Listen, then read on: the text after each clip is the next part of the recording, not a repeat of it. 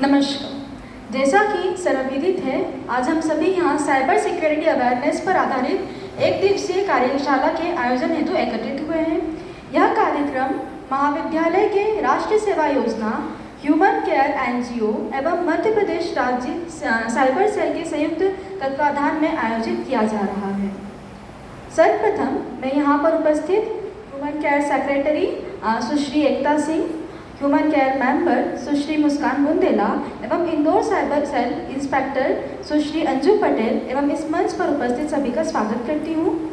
जैसा कि हमारा एनएसएस का यह नियम रहा है कि हम अपने अतिथियों का स्वागत एनएसएस बेस लगाकर करते हैं, इस हेतु सर्वप्रथम मैं एनसीसी के पूर्व कार्यक्रम अधिकारी डॉक्टर विनीता वर्मा मैडम को आमंत्रित करती हूँ कि वे आएँ और एनएसएस का बेस लगाकर अंजू पटेल मैम का स्वागत करें।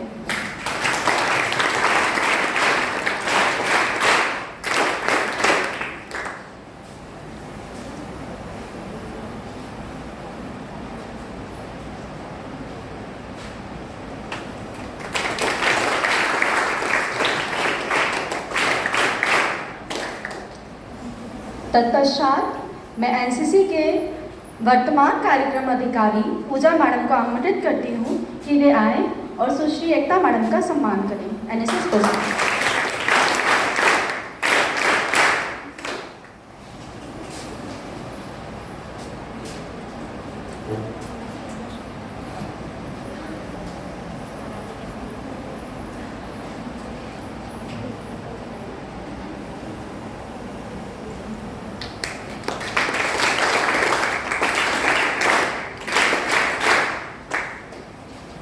ह्यूमन केयर एक इंदौर स्थित पंजीकृत एनजीओ है और पूरे मध्य प्रदेश में समाज के कल्याण के लिए काम कर रहे हैं।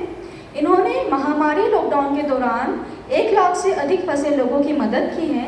पिछले कुछ वर्षों में इन्होंने विभिन्न गतिविधियों जैसे वृक्षारोपण अभियान, खाद्य वितरण शिविर, मुफ्त शिक्षा प्रदान करना, ग्रामीण क्षेत्रों में स्वास्थ्य देखभाल वेबिनार और शिविरों की व्यवस्था करना आदि को प्रोत्साहित किया है। इन्होंने इंदौर और आसपास के ग्रामीण क्षेत्रों में सरकारी स्कूलों को गोद लिया है। वह छात्रों के शैक्षिक विकास और कल्याण के लिए लगातार काम कर रहे हैं। इसी संबंध में मध्य प्रदेश राज्य साइबर सेल इंदौर के सहयोग से सभी स्कूलों व महाविद्यालयों में साइबर सुरक्षा जागरूकता अभियान चलाया जा रहा है, जिसमें सभी छात्र सोशल मीडिया के सही उपयोग के बारे में जागरूक होंगे और साइबर अपराध से बच सकेंगे।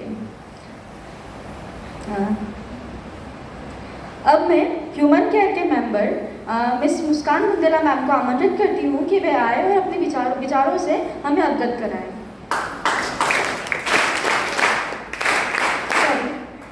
सुश्री एकता मैम को आमंत्रित करती हूँ कि वे आए और अपने विचारों से हमें अवगत कराएं।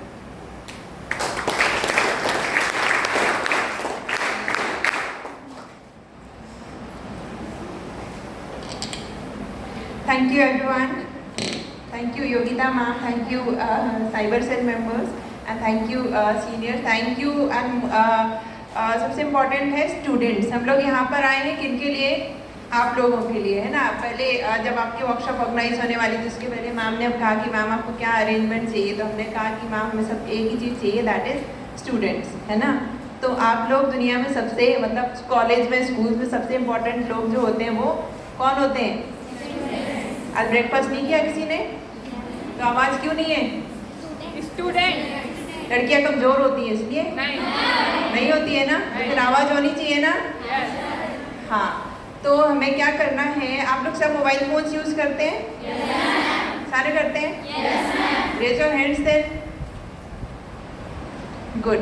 तो हमें क्या करना है अभी कि मोबाइल फोन्स तो हमारे पास सबने दे दिया, हमारे मम्मी पापा ने, है ना, हमारे बर्थडेज पर या कभी स्पेशल ओकेजन्स पर अभी हमें क्या करना है उसके राइट यूजेस जानने हैं थोड़े। वैसे तो आप लोग सब समझदार ही है ना, फिर भी हम थोड़ा सा कंट्रीब्यूट करना चाहते हैं कि आपको, ताकि आप लोगों के साथ, क्योंकि आप लोगों को पता नहीं, अभी मैम आपको बताएंगी कैसे कैसे क्राइम्स हो जाते हैं, हमें पता भी नहीं चलता, हमारे साथ कुछ अनहोनी हो सकती है, वैसे तो नहीं होनी चाहिए पर कभी हो जाती है हमारी लापरवाही की वजह से, है ना। तो हमें ऐसी ऐसी चीज़ें, छोटी छोटी चीज़ें होती है जो हमें अभी पता चलेंगी, कुछ हम बताएंगे, कुछ वीडियो क्लिप्स आपको दिखाएंगे, आपको बहुत ईजी आसानी से आपको पता चलेगा कि कैसे हमें इसको यूज़ करना है और कैसे नहीं करना है। ठीक है, इंटरनेट का यूज़ करना बहुत अच्छी बात है ना, है ना, है कि नहीं है? है ना। अगर हम गूगल यूज़ करें, हमने अपने पढ़ाई के प्रोजेक्ट्स देखें, आपको पता है सारे प्रोजेक्ट्स अवेलेबल होते हैं, है ना, सारी PDF फाइल अवेलेबल होती है, सारे टीचिंग नोट्स और रीडिंग नोट्स अवेलेबल होते हैं, प्रैक्टिकल्स अवेलेबल होते हैं। कॉमर्स के स्टूडेंट्स हैं सारे? सारे कॉमर्स हैं? I am also from a commerce background, from your college only. ठीक है, तो क्या होता है कि हमें कॉमर्स की बहुत सारी चीज़ें अवेलेबल होती है, बट हमें थोड़ी सी सावधानी रखनी है, वो हम अभी डिस्कस करेंगे। ठीक है, सो are you all ready?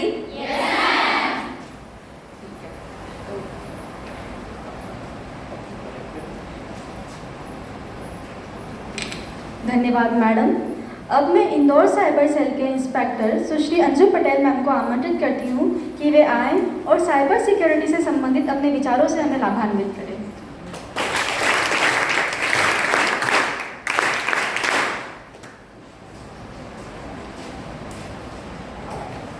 Good morning everyone. कैसे हैं आप सब? देखिए, आज का जो हमारा सेशन रखा गया है वो आपके लिए रखा गया है सोशल मीडिया रिलेटेड जो फ्रॉड्स हैं और साइबर रिलेटेड जितने भी फ्रॉड्स हैं, किस किस तरह के फ्रॉड्स हो सकते हैं। बहुत सारी चीज़ें तो ऐसी भी हैं जो हम आज भी अवेयर नहीं है कि ऐसा भी होता है। ओके, तो सबसे पहले हम बात करते हैं सोशल मीडिया फ्रॉड में फेसबुक और इंस्टाग्राम आईडी की। सबकी है क्या? मैक्सिमम लोगों की है। हो सकता है 10% की ना हो, बाकी सबकी होगी। तो हमारा जो भी अकाउंट है, सबसे पहले हमको अपना जो भी व्हाट्सएप, फेसबुक या इंस्टाग्राम जो भी अकाउंट है सोशल मीडिया का, उसको सबसे पहले प्राइवेट रखना है, पब्लिक नहीं करना है ना। क्योंकि आप जो भी पोस्ट कर रहे हैं, आपकी फ़ोटो, आपकी जो भी एक्टिविटीज़ हैं वो सबको दिखती हैं। कोई भी आपकी फ़ोटो यूज कर सकता है, उसकी फेक आईडी बना सकता है। फर्स्ट काम क्या करना है आपको, अपनी जो प्रोफाइल है प्राइवेट रखनी है। देन हमको उसी की फ्रेंड रिक्वेस्ट स्वीकार करनी है या एक्सेप्ट करनी है जिसको हम जानते हैं, है ना। होता क्या है, हम अंजलि को जानते हैं, पता चला ये अंजलि का कोई फ्रेंड है, अंजलि ने मुझे बताया था, उसकी भी एक्सेप्ट कर लिया।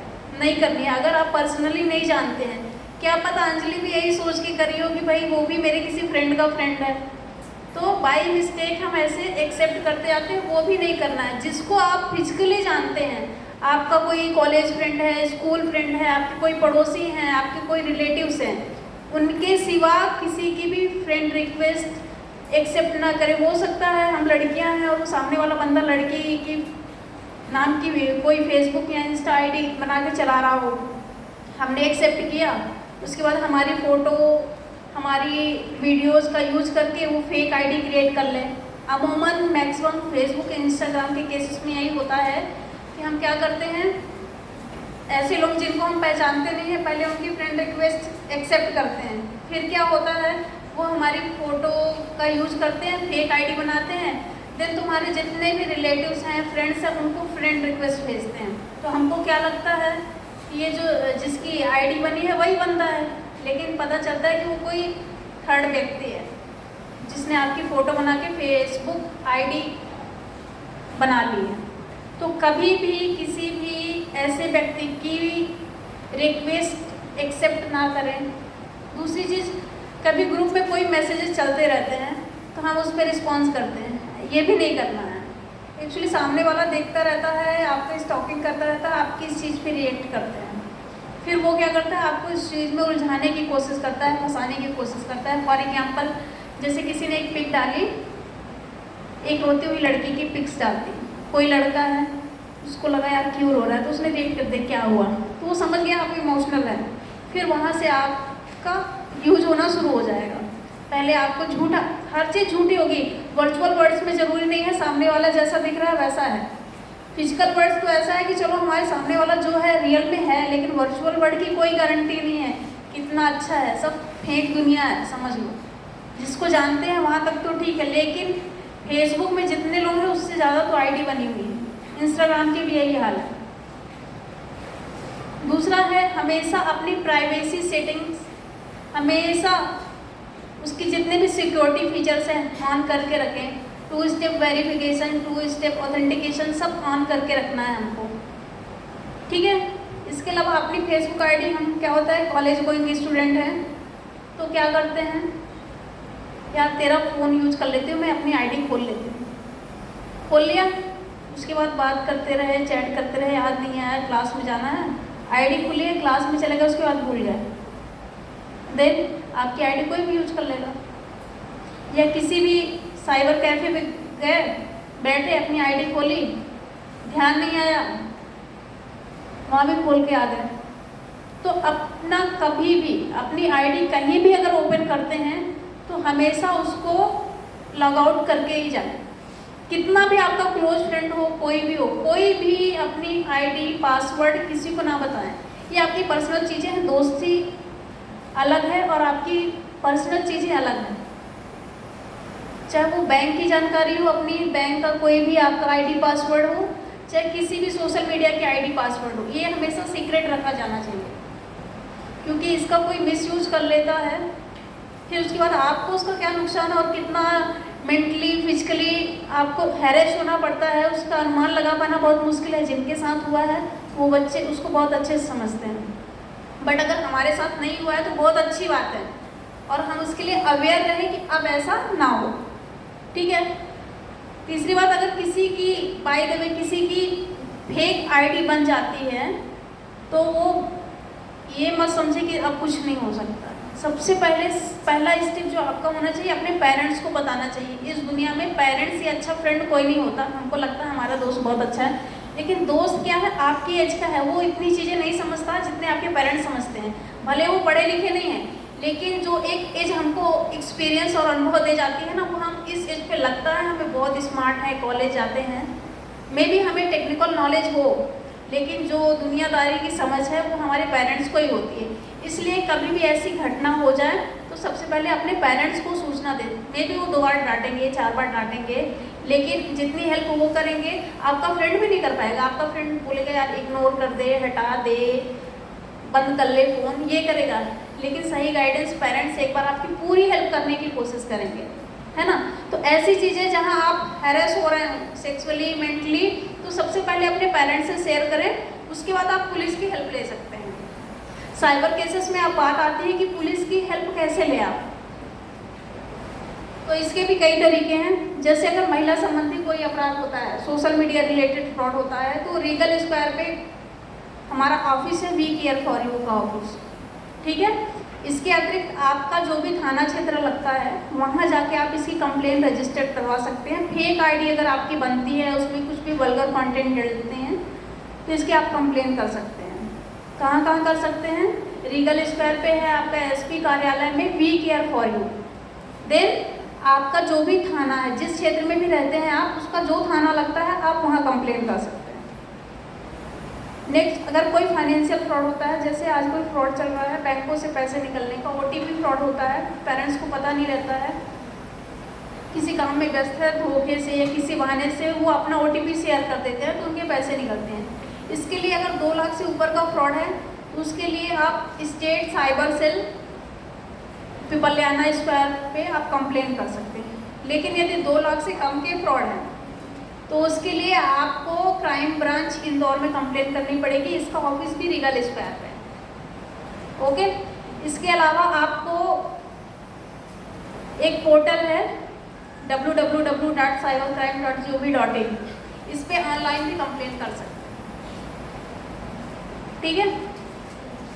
दूसरी चीज़, अगर आप सोशल मीडिया अगर यूज कर रहे हैं तो सोशल मीडिया में जैसे हम कहीं गए घूमने तो सबसे पहले क्या पोस्ट करते हैं? हैशटैग गोइंग देयर, जहाँ भी जा रहे हैं, है ना। कहीं पार्टी मना रहे हैं, हैशटैग फला फला फला, हैशटैग ये, हैशटैग वो। तो आज तो सबसे ज़्यादा कुछ भी करें सबसे पहले काम स्टार्ट हुआ और हमने फेसबुक में डाल दिया। अब जिसको नहीं पता होगा उसको भी पता चल जाएगा कि ये बंदा यहाँ ये कर रहा है। अब बाय द वे ऐसा ना हो किसी के साथ, लेकिन अगर कोई आपका पीछा कर रहा है, साइबर स्टॉकिंग, मतलब आपका पीछा कर रहा है, ये लड़की कहाँ जाती है, कैसा करती है, क्या करती है, उसको तो सब कुछ पता है कि अब आप कहाँ हैं, क्या कर रहे हैं। आपने अपना अकाउंट भी पब्लिक कर रखा है, आप अपनी रूटीन एक्टिविटी भी डाल रहे हैं, क्या कर रहे हैं। तो ये चीज़ें कभी मत नहीं करनी। हाँ, डालना भी है तो 2 दिन बाद डाल दें, यहाँ गए थे एंजॉय किए, वो चीज़ हो चुकी तो आपके साथ घटना, कोई भी एक्सीडेंट या कोई घटना घटने के चांसेस 0 हो जाते है ना। इसके अलावा आप लोगों में कोई ऐसा जिसके पास ऐसी समस्याएं हो सोशल मीडिया रिलेटेड, जो अभी मुझसे शेयर करना चाहते हूँ, कोई ऐसा बंदा, कोई ऐसी लड़की जो कुछ बताना चाह रही हो, कुछ इशू आए हो या किसी तरह के इशू हो, किसी से परेशान हो, किसी की फर्जी आईडी बन गई हो। मेरे पास तो डेली कंप्लेन आती है, बट मैं आप लोगों से जानना चाहती हूँ आपके साथ या आपके फ्रेंड सर्कल में किसी के साथ ऐसा हुआ है? नहीं हुआ तो बहुत अच्छी बात है। इसके अलावा भी साइबर में बहुत सारे फ्रॉड्स हैं। मैं चाहूँगी हमारे साथ हमारे कलीग्स हैं सब इंस्पेक्टर आशीष जैन सर, वो भी आपको साइबर के अन्य अपराधों के बारे में अवेयर करेंगे। थैंक यू आशीष।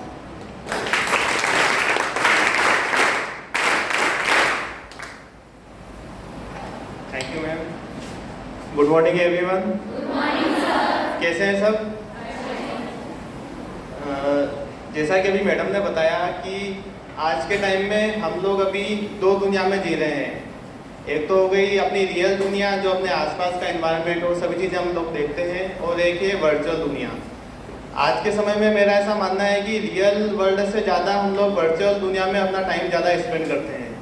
सुबह उठने से लेकर के रात को सोने तक पूरे दिन की दिनचर्या व्हाट्सएप पर, फेसबुक पर, इंस्टाग्राम पर हर जगह शेयर करना, ये एक आम मतलब प्रोसेस हो गई है।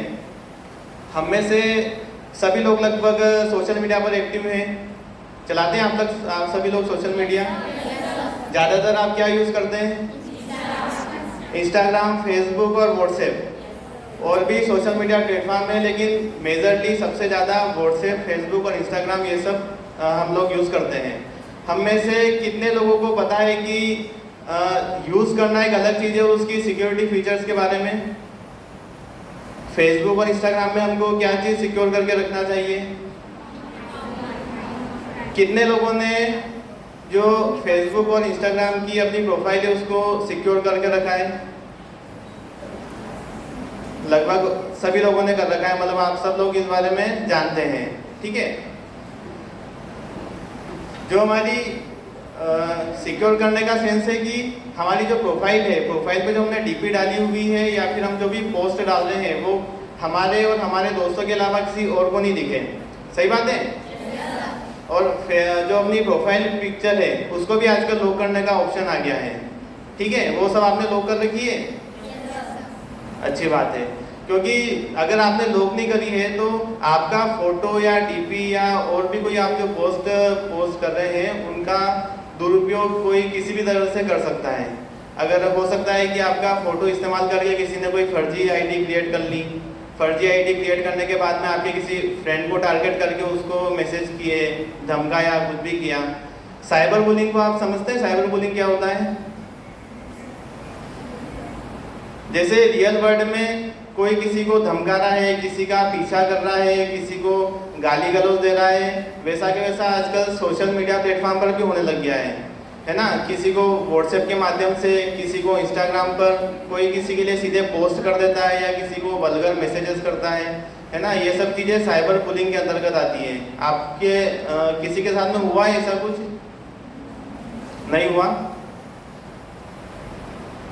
आप लोगों को सोशल मीडिया पर सबसे ज़्यादा क्या ध्यान रखने की आवश्यकता है? Privacy setting. कौन कौन सी प्राइवेसी सेटिंग?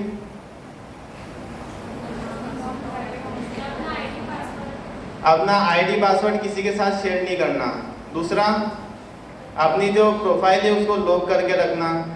तीसरा, 2 स्टेप ऑथेंटिकेशन। समझते क्या होता है? नहीं समझते हैं? आपकी फेसबुक प्रोफाइल में जब आप उसकी सेटिंग्स में जाएंगे तो वहाँ पर 2 स्टेप वेरिफिकेशन और 2 स्टेप ऑथेंटिकेशन का एक ऑप्शन आता है।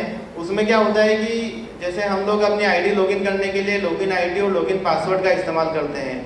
बाय द वे, कभी किसी भूल चूक से या किसी कारण से ये किसी के पास में शेयर हो गया, ठीक है, शेयर हो गया तो कोई भी ओपन कर लेगा, है ना।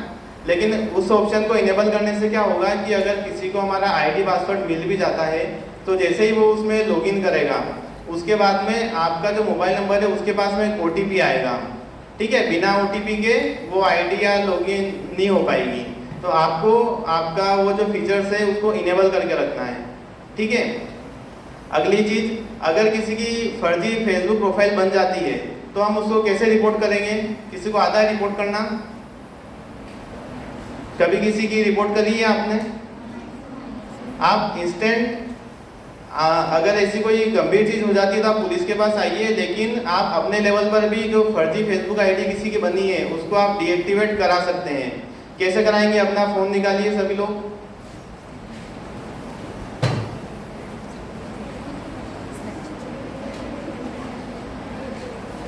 अपने अपने फ़ोन में जो भी फेसबुक यूज़ करते हैं फेसबुक खोलिए।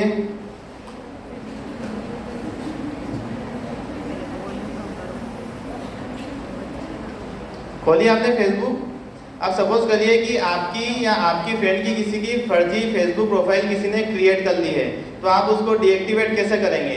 किसी भी आप प्रोफाइल पर एक क्लिक करिए, किसी की भी प्रोफाइल खोल लीजिए, जो भी आपके ऊपर ही ऊपर सबसे जिसका भी नाम आ रहा है उसकी आप खोल लीजिए। खोलने के बाद में आपके प्रोफाइल के राइट साइड में 3 डॉट करके आ रहे होंगे, आ रहे हैं सभी के पास में? आप जैसे ही उस पर क्लिक करेंगे आगे उसमें एक रिपोर्ट का ऑप्शन आएगा, आपको उस रिपोर्ट ऑप्शन पे क्लिक करना है। रिपोर्ट के बाद में उसमें आपसे वो पूछेगा कि please select a problem pretending to be someone, fake account, fake name. अगर आपकी खुद की फर्जी आईडी बनी है तो आप प्रिटेंड टू बी समवन में जाएंगे और उसके बाद में me, a friend, celebrity, a business, ये 4 ऑप्शन आएंगे। इसमें आपको मी पे क्लिक करना है। उससे क्या होगा कि एक रिपोर्ट फेसबुक के पास में चली जाएगी कि इस आईडी से एक रिपोर्ट आई है कि इसके जैसी कोई और फेसबुक आईडी क्रिएट हुई है। फेसबुक अपने एंड पे इन्वेस्टिगेट करता है और उसको जल्द से जल्द घंटे या 2 घंटे में उस आईडी को डीएक्टिवेट कर देगा। तो ये प्रोसेस आप अपने लेवल पे कर सकते हैं। अगर आपकी फर्जी फेसबुक आईडी बनी है या किसी और आपके फ्रेंड की बनी है तो आप उसको इस तरीके से रिपोर्ट करवा करके जल्द से जल्द उसको बंद करवा सकते हैं, ठीक है। समझ में आई आपको ये चीज़? सेम प्रोसेस इंस्टाग्राम पर भी आप फॉलो करेंगे। फेसबुक और इंस्टाग्राम एक हो गया है तो आपको सभी को पता है ना। तो इंस्टाग्राम पर भी ये सेम ही प्रोसेस है रिपोर्ट करने के लिए, ठीक है। नेक्स्ट पॉइंट पर आते हैं। अगर कोई बुलिंग, साइबर बुलिंग का, साइबर स्टॉकिंग का अगर कोई शिकार हो जाता है, ये सब अभी तक जो हमने बात करी वो सब है कैसे हमको बचना है ना। अगर सपोज हमसे बच नहीं पाए, हमारे साथ में कोई घटना हो गई तो हम सबसे पहले क्या करेंगे? किसी को कोई आइडिया है?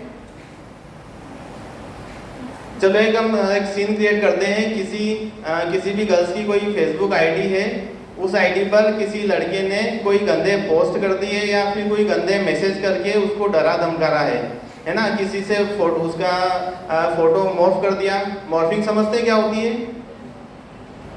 मॉर्फिंग का मतलब ये है कि आपके फोटो का इस्तेमाल करके उसमें कुछ और एडिटिंग करके उसको कुछ ऐसा वल्गर फोटो बना देते हैं, उसको मॉर्फिंग कहते हैं, है ना। इसलिए हम ये हमेशा ये बताते हैं कि अपनी जो प्रोफाइल है उसको लॉक करके रखिए, वरना लोग क्या करते हैं कि कहीं पर घूमने गए, सबसे पहले वो अपनी जो फोटो खींचेंगे, सबसे पहले घर आएंगे नहीं उससे पहले उसको अपलोड कर देंगे और ज़्यादा से ज़्यादा लाइक्स पाने के लिए या ज़्यादा से ज़्यादा व्यूज़ पाने के लिए अपनी जो प्रोफाइल है उसको पब्लिक करके रखते हैं। बीच में ट्रेंड बन गया था कि हमारी फ्रेंड लिस्ट में सबसे ज़्यादा फ्रेंड हो, ज़्यादा से ज़्यादा हमारे फोटोज़ पे लाइक आए, लेकिन इसमें हम लोग ये भूल जाते हैं कि हमको किसकी फ्रेंड रिक्वेस्ट एक्सेप्ट करना है और किसकी नहीं करना है। हमारे लिस्ट में जितनी रिक्वेस्ट आ रही है, चाहे हम उनको जान रहे हो या नहीं जान रहे हो, हम सबकी एक्सेप्ट कर लेते हैं। क्यों? क्योंकि हमको हमारे फ्रेंड लिस्ट बढ़ानी है। बीच में जब मेरा कॉलेज टाइम था उस समय हम लोग भी इस चीज़ से गुजरे हैं। मेरे भी करीब 5000 फ्रेंड्स हो गए थे। जो मिला उसकी रिक्वेस्ट एक्सेप्ट कर ली, सिर्फ किसके लिए? फ्रेंड्स बढ़ाने के लिए और जो भी फोटोज़ डाला उस पर लाइक्स बढ़ाने के लिए। लेकिन धीरे धीरे जैसे हम फील्ड में आए, हमको क्राइम समझ में आया कि किस तरीके से क्राइम हो रहे हैं। हम भी जब भी फ्री रहते हैं तो बैठ करके अपने फ्रेंड लिस्ट सबसे पहले हटाते हैं कि कम से कम हम जिनको जानते हैं हमारी फ्रेंड लिस्ट में सिर्फ वही ऐड रहे। तो हमको भी यही करना है कि हम जिन्हें जानते हैं हमें सिर्फ उन्हें ही एक्सेप्ट करना है, अदर किसी की भी प्रोफाइल को हमको एक्सेप्ट नहीं करना है। क्योंकि हमको नहीं पता कि कोई लड़की के नाम से फ्रेंड रिक्वेस्ट आई, वो एक्चुअल में कोई लड़की है या उसके पीछे कोई लड़का उस आईडी को चला रहा है। है ना। जो बिहार झारखंड के जो सबसे ज़्यादा जाने माने हॉट स्पॉट है जामताड़ा वगैरह, वहाँ से सबसे ज़्यादा ये साइबर बुलिंग के केस सामने आते हैं। वो लोग झोपड़पट्टी में बैठे हुए लड़के होते हैं, किसी भी लड़की के नाम से आईडी बना लेंगे। आईडी बनाने के बाद में वो मैसेज करते हैं आपको, है ना, और मैसेज करने के बाद में उनको कोई पोस्ट मिल जाती है तो उसको एडिट करके आपको डराएंगे धमकाएंगे, ठीक है। तो वापस मैं अपनी पुरानी बात पे आता हूँ कि अगर ऐसा कोई केस हो जाता है तो आपको सबसे पहले क्या करना है। अगर आपके पास में ऐसी कोई पोस्ट आती है या कोई मैसेज आता है तो आपको उसका स्क्रीनशॉट लेकर के रखना है, ठीक है। क्या करेंगे आप? स्क्रीनशॉट लेकर रखेंगे। क्यों? क्योंकि हमने हमारे केसों में देखा है कि बहुत सी बार कोई भी हमारे विक्टिम आता है, चाहे महिला हो चाहे कोई जेंट्स हो, वो घबरा जाते हैं। घबरा करके सबसे पहले क्या करते हैं कि यार कोई दिक्कत होगी, हम सबसे पहले डिलीट कर देंगे। लेकिन हमको डिलीट नहीं करना है, क्योंकि आजकल पुलिस या जो भी फेसबुक, इंस्टाग्राम या ऐसी सर्विसेज जो भी देते हैं, ये सब लोग डाटा सेव करके रखते हैं। क्योंकि कोई भी पोस्ट कहीं पर भी अपलोड होगी, किसी को कोई मैसेज सेंड किया जाएगा तो उसके आईपी लॉग्स क्रिएट होते हैं। अगर आपने वो चीज़ डिलीट कर दी तो आईपी पुलिस को भी नहीं मिल पाएंगे, तो एक्चुअल में वो कौन कर रहा है उसको पकड़ पाना फिर मुश्किल हो जाता है। इसलिए अपन को जिस भी आईडी से या किसी भी पोस्ट आ रहे हैं या मैसेज आ रहे हैं उसके स्क्रीनशॉट से लेकर रखना है।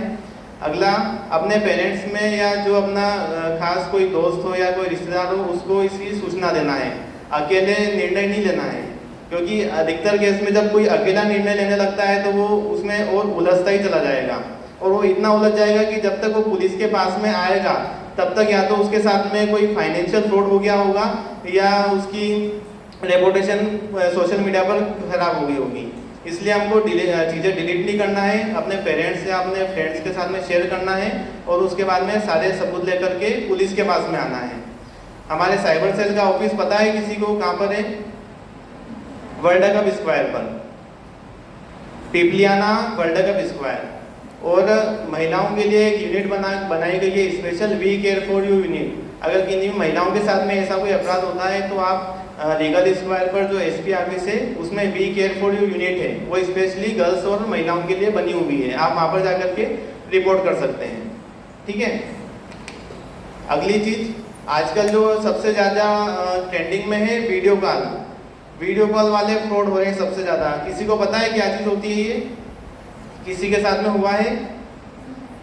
तो ऐसे केस में क्या हो रहा है कि बहुत सी बार कोई लड़कियां लड़कों के नाम से आईडिया बना के रखती है, बहुत सारे लड़के लड़कियों के नाम से आईडीज बना करके रखते हैं फेसबुक पर। मोस्टली केस में अधिकतर लड़के या जेंट्स इसके ज़्यादा शिकार होते हैं उसमें, और कुछ लड़कियां भी कभी कभी शिकार हो जाती है इस चीज़ की। उसमें क्या होता है कि एक फर्जी आईडी से आपके पास में मैसेज आएगा, हाय हेलो होगी, वो आपकी प्रोफाइल देख करके वो आपके रहने खाने कहाँ काम करते हैं ये सब चीज़ें पहले ही पता लगा लेते हैं, आपके फ्रेंड्स वगैरह कौन है। उसके बाद में जैसे ही हाय हेलो होगी और हम भी एक अनजान व्यक्ति से हाय हेलो करना शुरू कर देंगे, थोड़ी सी बात करेंगे, वो आपको बोलेगा कि चलो हमारी दोस्ती तो हो गई है, हम वीडियो कॉल पर बात करते हैं। सामने से जैसे ही वीडियो कॉल आया, वीडियो कॉल आने के बाद में आपने उसका वीडियो कॉल एक्सेप्ट जैसे ही करेंगे तो सबसे पहले क्या होगा कि जैसे आपने किसी का ऐसे वीडियो कॉल एक्सेप्ट किया तो उसमें आपकी फ़ोटोज़ भी आने लग जाएगी। आपकी फ़ोटो प्लस किसकी फ़ोटो? सामने वाले की फ़ोटो। और वो लोग क्या करते हैं कि जैसे ही आपका वीडियो कॉल चालू हुआ, एक 30 सेकंड या 1 मिनट भी वीडियो कॉल चला, उसको जैसे ही डिस्कनेक्ट करेंगे उसके बाद में आपका फ़ोटो आने के बाद उसको रिकॉर्ड कर लेंगे, स्क्रीन रिकॉर्डिंग जिसको बोलते हैं। स्क्रीन रिकॉर्ड से उसको रिकॉर्ड किया, रिकॉर्ड करने के बाद में आपका फेस आने के बाद में और वो कुछ उसमें एडिट कर देते हैं, मॉर्फ कर देते हैं, कुछ भी न्यूड फोटोज़ लगा देंगे या कोई न्यूड फोटोज़ उसके बाद एडिट करके आपको ब्लैकमेल करेंगे। एक ऐसा वो वीडियो क्रिएट कर लेंगे कि एक सामने एक पोर्न वीडियो चल रहा है, उसको आप देख रहे हैं और देखने के बाद में उसमें आगे और न्यूड चीज़ें अपलोड कर दी और वो फिर आपको भेजेंगे। और भेजने के बाद में आपको ब्लैकमेल करना शुरू कर देंगे कि अगर आपने इतने रुपए नहीं दिए तो हम आपका ये फ़ोटो जो है ये सभी जगह वायरल कर देंगे, वीडियो सभी को भेज देंगे। क्योंकि आपकी सोशल मीडिया पर बहुत सी बार लोगों की प्रोफाइल्स लोग नहीं रहती, वो आपके सारे फ्रेंड्स, फैमिली या जो रिश्तेदार हैं उनका डाटा पहले ही कलेक्ट करके रखते हैं। उनके स्क्रीनशॉट्स आपको भेजेंगे कि हम ये आपके परिवार में इसको भेज देंगे। तो आदमी क्या है कि एकदम से घबरा जाता है, वो उसकी सूझबूझ वो खो देता है कि अब मैं क्या करूँ। ये ऐसी चीज़ हो जाती है कि वो किसी को बता भी नहीं पाता है ना। बताने के बाद में वो सोचता है कि चलो ये 5-10 हज़ार रुपये मांग रहे हैं, 5-10 हज़ार रुपये दे करके मैं क्या करूँ, इससे छुटकारा पा दूँ। लेकिन असल में वो छुटकारा नहीं है, वो उसमें घुसने की और ज़्यादा वो 10,000 मांगेंगे, 10,000 के बाद में आपने उतना अमाउंट दे दिया तो फिर कुछ और अमाउंट मांगेंगे, फिर कहीं से आपके पास फ़ोन आएगा कि मैं यूट्यूब से बोल रहा हूँ और आपका जो वीडियो मुझे मिला है, अगर आप इतने रुपए नहीं दोगे तो हम इसको अपलोड कर देंगे। ठीक है, इस तरीके से आदमी अगर फंसता जाएगा तो वो किसी पुलिस के बहाने, यूट्यूब के बहाने, पोर्न वेबसाइट के बहाने वो बहुत सारा अमाउंट खो देता है। और डर के मारे सबसे पहले वो क्या करेगा कि वो चैट और वीडियो डिलीट कर देगा। जब वो अच्छा खासा अमाउंट खो देगा, उसके बाद में पुलिस में आता है कि साहब हमारे साथ में ऐसा हो गया, हमको बचा लीजिए। अब इस केस में पुलिस भी क्या करेगी, डाटा सब आपने डिलीट कर दिया, प्रोफाइल आपने डिलीट कर दी, तो अपन को क्या करना है कि कभी भी ऐसी कोई घटना होती है तो अपन को डिलीट नहीं करना है ना। ये वीडियो कॉल वाला इसलिए मैं आपको बता रहा हूँ कि आपके साथ में नहीं हुआ, लेकिन आपके पेरेंट्स, आपके घर में रहने वाले लोग है ना, इस चीज़ से बहुत से जो ओल्ड एज में है वो इस चीज़ को इतना नहीं जानते हैं अभी। उनको क्या लगता है कि सिंपल फ़ोन आ रहा है तो सबसे पहले फ़ोन को उठा लेंगे, है ना। अधिकतर ओल्ड एज के जो लोग हैं वो इसके सबसे ज़्यादा शिकार हो रहे हैं। हमारे पास में रिसेंटली एक केस आया जिसमें उन्होंने करीब 9 लाख रुपए वो दे चुके थे। वो इतना फ्रस्ट्रेट हो गए थे कि वो जो रिटायरमेंट के बाद में जो अमाउंट मिलता है इकट्ठा, वो पूरा अमाउंट उन्होंने दे दिया। और किस वजह से दिया, सिर्फ इतने से वीडियो कॉल की वजह से, और वो सब देने के बाद में हमारे पास में आए। ठीक है, तो हमको ऐसे कोई भी अनजान व्यक्ति का वीडियो कॉल आता है तो हमको वीडियो कॉल नहीं उठाना है। ठीक है, अगली चीज़ अभी जो ट्रेंड में चल रहा है एक और लोन ऐप। लोन ऐप के बारे में सुना है किसी ने? आप लोगों का तो खैर लोन से कभी काम भी नहीं पड़ा होगा, लेकिन अधिकतर लोग लोन लेते हैं। क्यों लेते हैं? किसी की कोई आर्थिक समस्या है, किसी को घर बनाना है, किसी को गाड़ी खरीदना है, इस तरीके से लोन की रिक्वायरमेंट रहती है। लेकिन लोन हमको कौन देता है? बैंक देते हैं। ये हमारा जनरल नॉलेज है कि लोन हमेशा बैंक देते हैं, और वाकई में लोन हमेशा बैंक ही देते हैं, ये अपन को ध्यान रखना है। अब अपने साथ में क्या हो रहा है कि जब हम फेसबुक या इंस्टाग्राम स्क्रॉल करते रहते हैं तो हमको बीच बीच में बहुत सारे एड दिखते हैं। ठीक है, और हमारा मोबाइल ऐसा हो गया है कि अगर हम फ़ोन को पास में रख करके हमने 5 मिनट लोन के बारे में बात कर ली,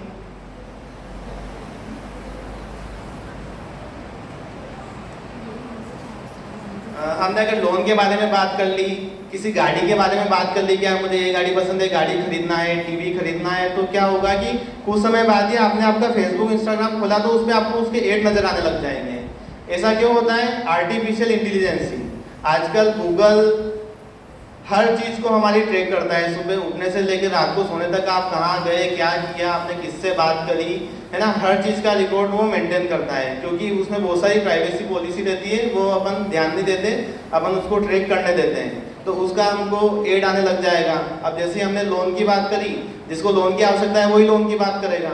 अब लोन की बात करते से ही उसको व्हाट्सएप पर या फेसबुक इंस्टाग्राम पर लोन के एड नज़र आने लग गए। और एड भी कैसे कि आपको कोई डॉक्यूमेंट की रिक्वायरमेंट नहीं है, आपको इंस्टेंट लोन मिल जाएगा।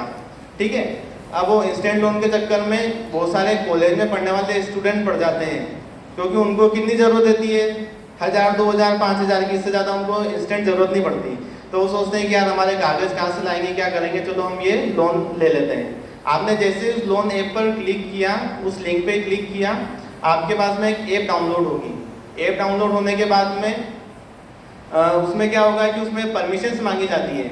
कोई भी ऐप डाउनलोड करते हैं तो उसमें परमिशन मांगते हैं। जानते हैं आप कौन कौन सी परमिशन मांगते हैं? Access your contact, access your media, access your messages. ये क्यों मांगते हैं? अब अपन ने कोई सी फोटोशॉप की, अपना कोई फोटो एडिट करने की एक ऐप डाउनलोड करी, ठीक है, जो जनरल सभी लोग, अभी अगर 2-4 रैंडम भी मैं फ़ोन उठाऊंगा किसी का भी, तो सभी के फ़ोन में ऐप्स होगी। PicsArt, pics editor, BeautyPlus करते ना, वो क्या करती है कि इंस्टेंट आपके जो फोटो है उसको एकदम ऐसा बना देगी कि कोई देखते से उसको बोले यार रियल में देख ले, तो उसको पहचाने ही नहीं, वो ऐसा फोटो को उसका कर देगी।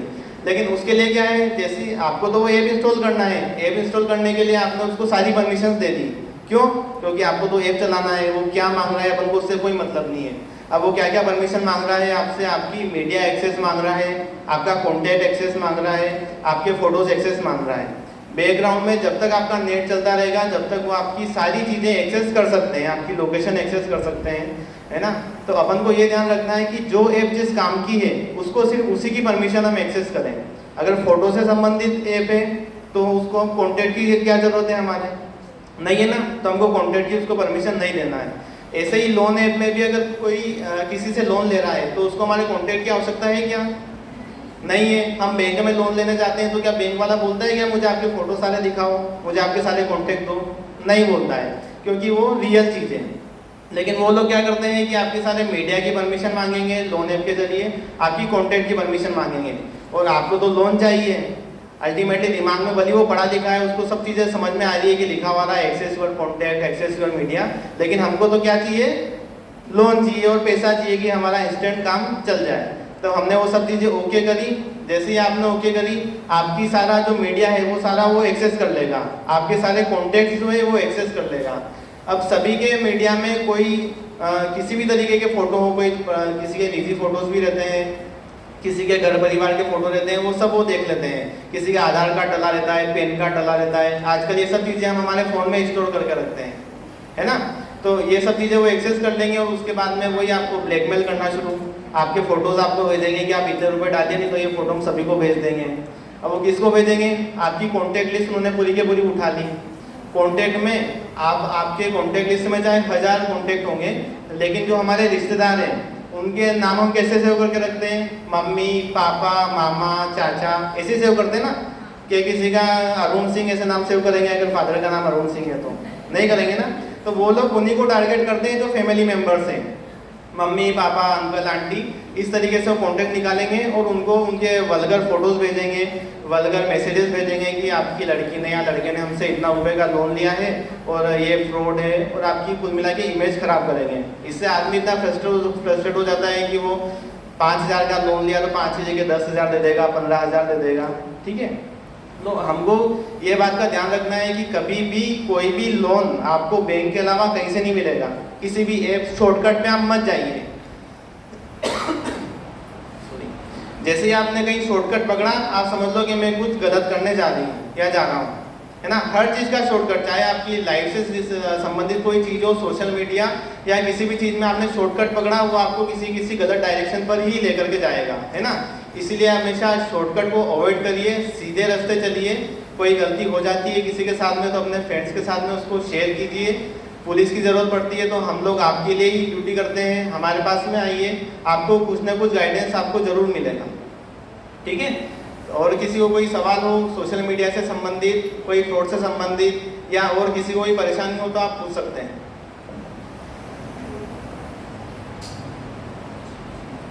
जितनी बातें मैंने अभी बताई आपको समझ में आई कि सब सिर के ऊपर से गया, आई समझ में?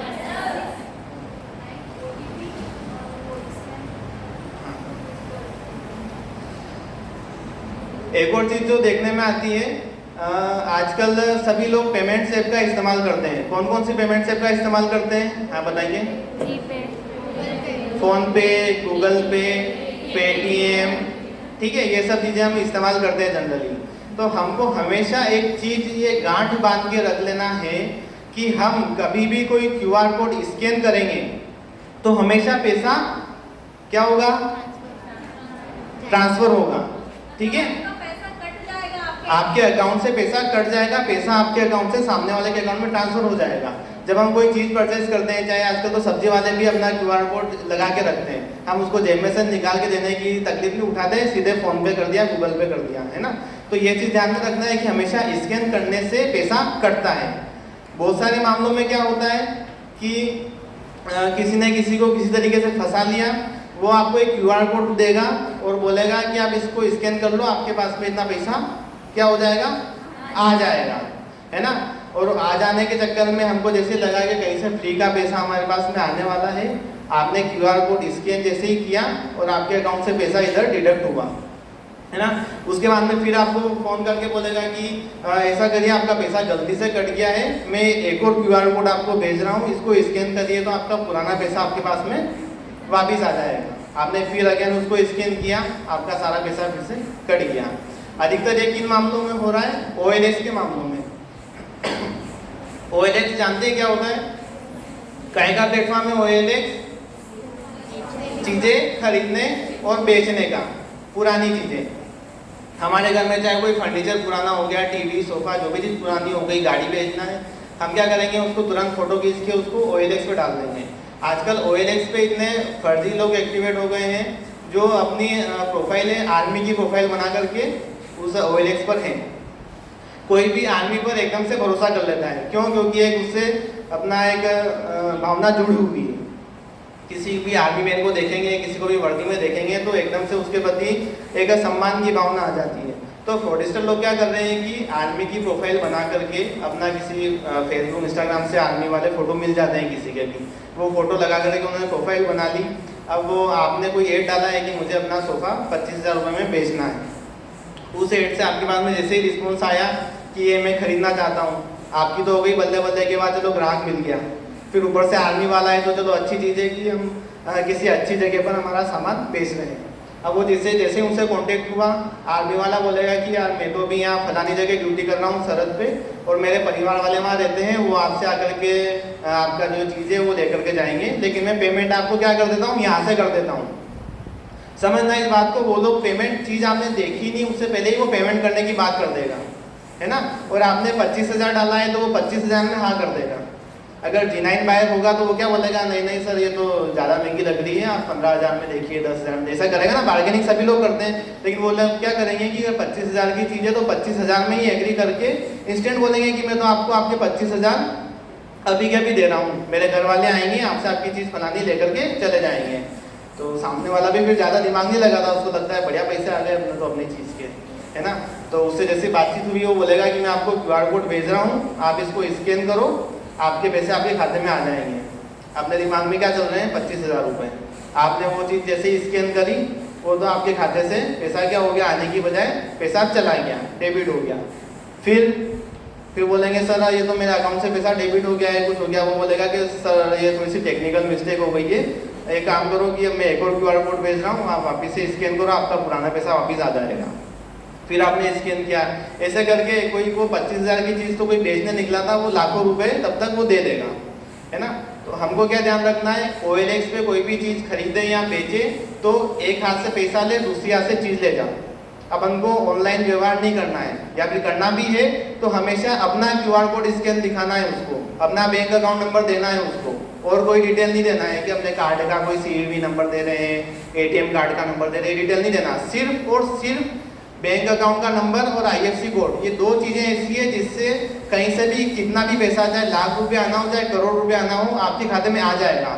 इसके अलावा और कोई थर्ड इन्फॉर्मेशन नहीं चाहिए पैसा लेने के लिए, ठीक है। और QR कोड स्कैन करोगे तब भी पैसा आपके खाते में आ जाएगा। तो अपन को किसी का QR कोड स्कैन नहीं करना है पैसा लेने के लिए, हमेशा अपना खाता नंबर देना है उसको। चीज़ बेचना भी है तो बोलोगे तो भैया आ जा, हमारी चीज़ देख ले, पसंद आए तो ठीक है, नहीं है तो कोई बात नहीं, हमको ऑनलाइन व्यवहार नहीं करना है, ठीक है। दूसरी चीज़ OTP। बहुत सी बार क्या होता है कि हमारे फ़ोन में मैसेज आता है कि आपका जो बैंक अकाउंट है या जो आपकी ATM कार्ड है वो ब्लॉक हो गया है, उसमें KYC अपडेट नहीं है, ठीक है। आया किसी के पास में मैसेज ऐसा?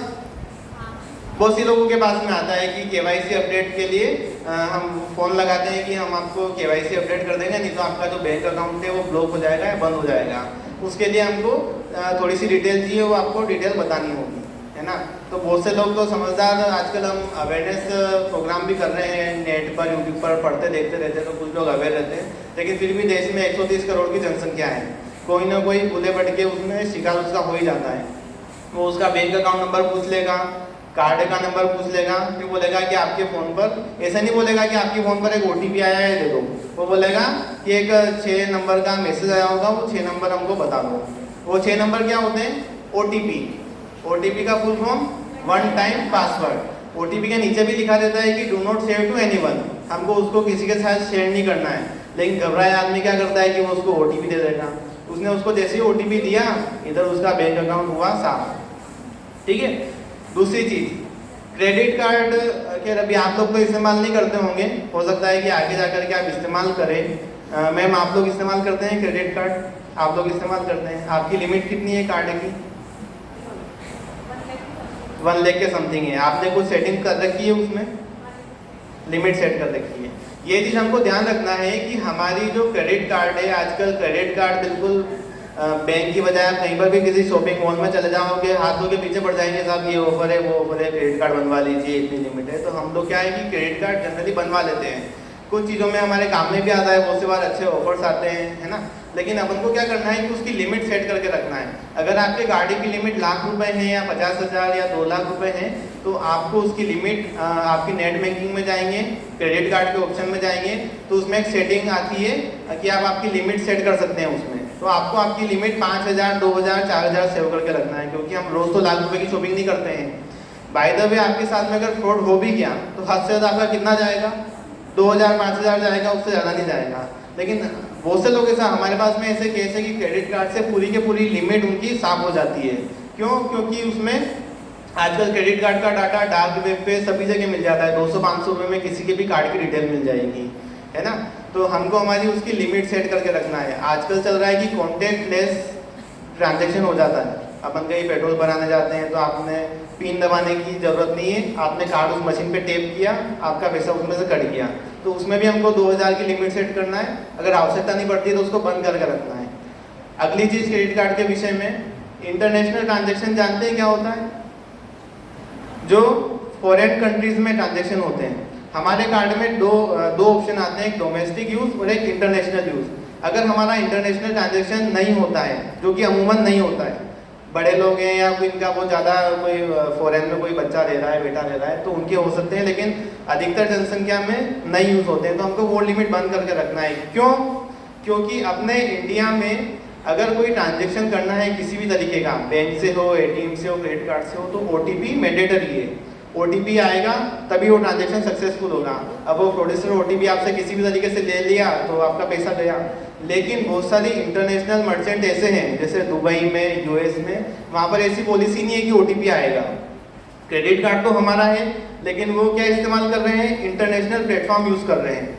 उस केस में उनको सिर्फ आपका कार्ड का नंबर और CVV नंबर चाहिए रहेगा। सिर्फ उन 2 चीज़ों की वजह से आपकी लिमिट पूरी वो साफ कर देंगे बिना OTP आए। फिर आप बोलेंगे साहब हमने तो OTP दिए ही नहीं, हमारा पैसा कैसे कट गया? तो वो इस तरीके से कट जाता है। तो हमको हमारी इंटरनेशनल ट्रांजैक्शन लिमिट भी बंद करके रखना है ना।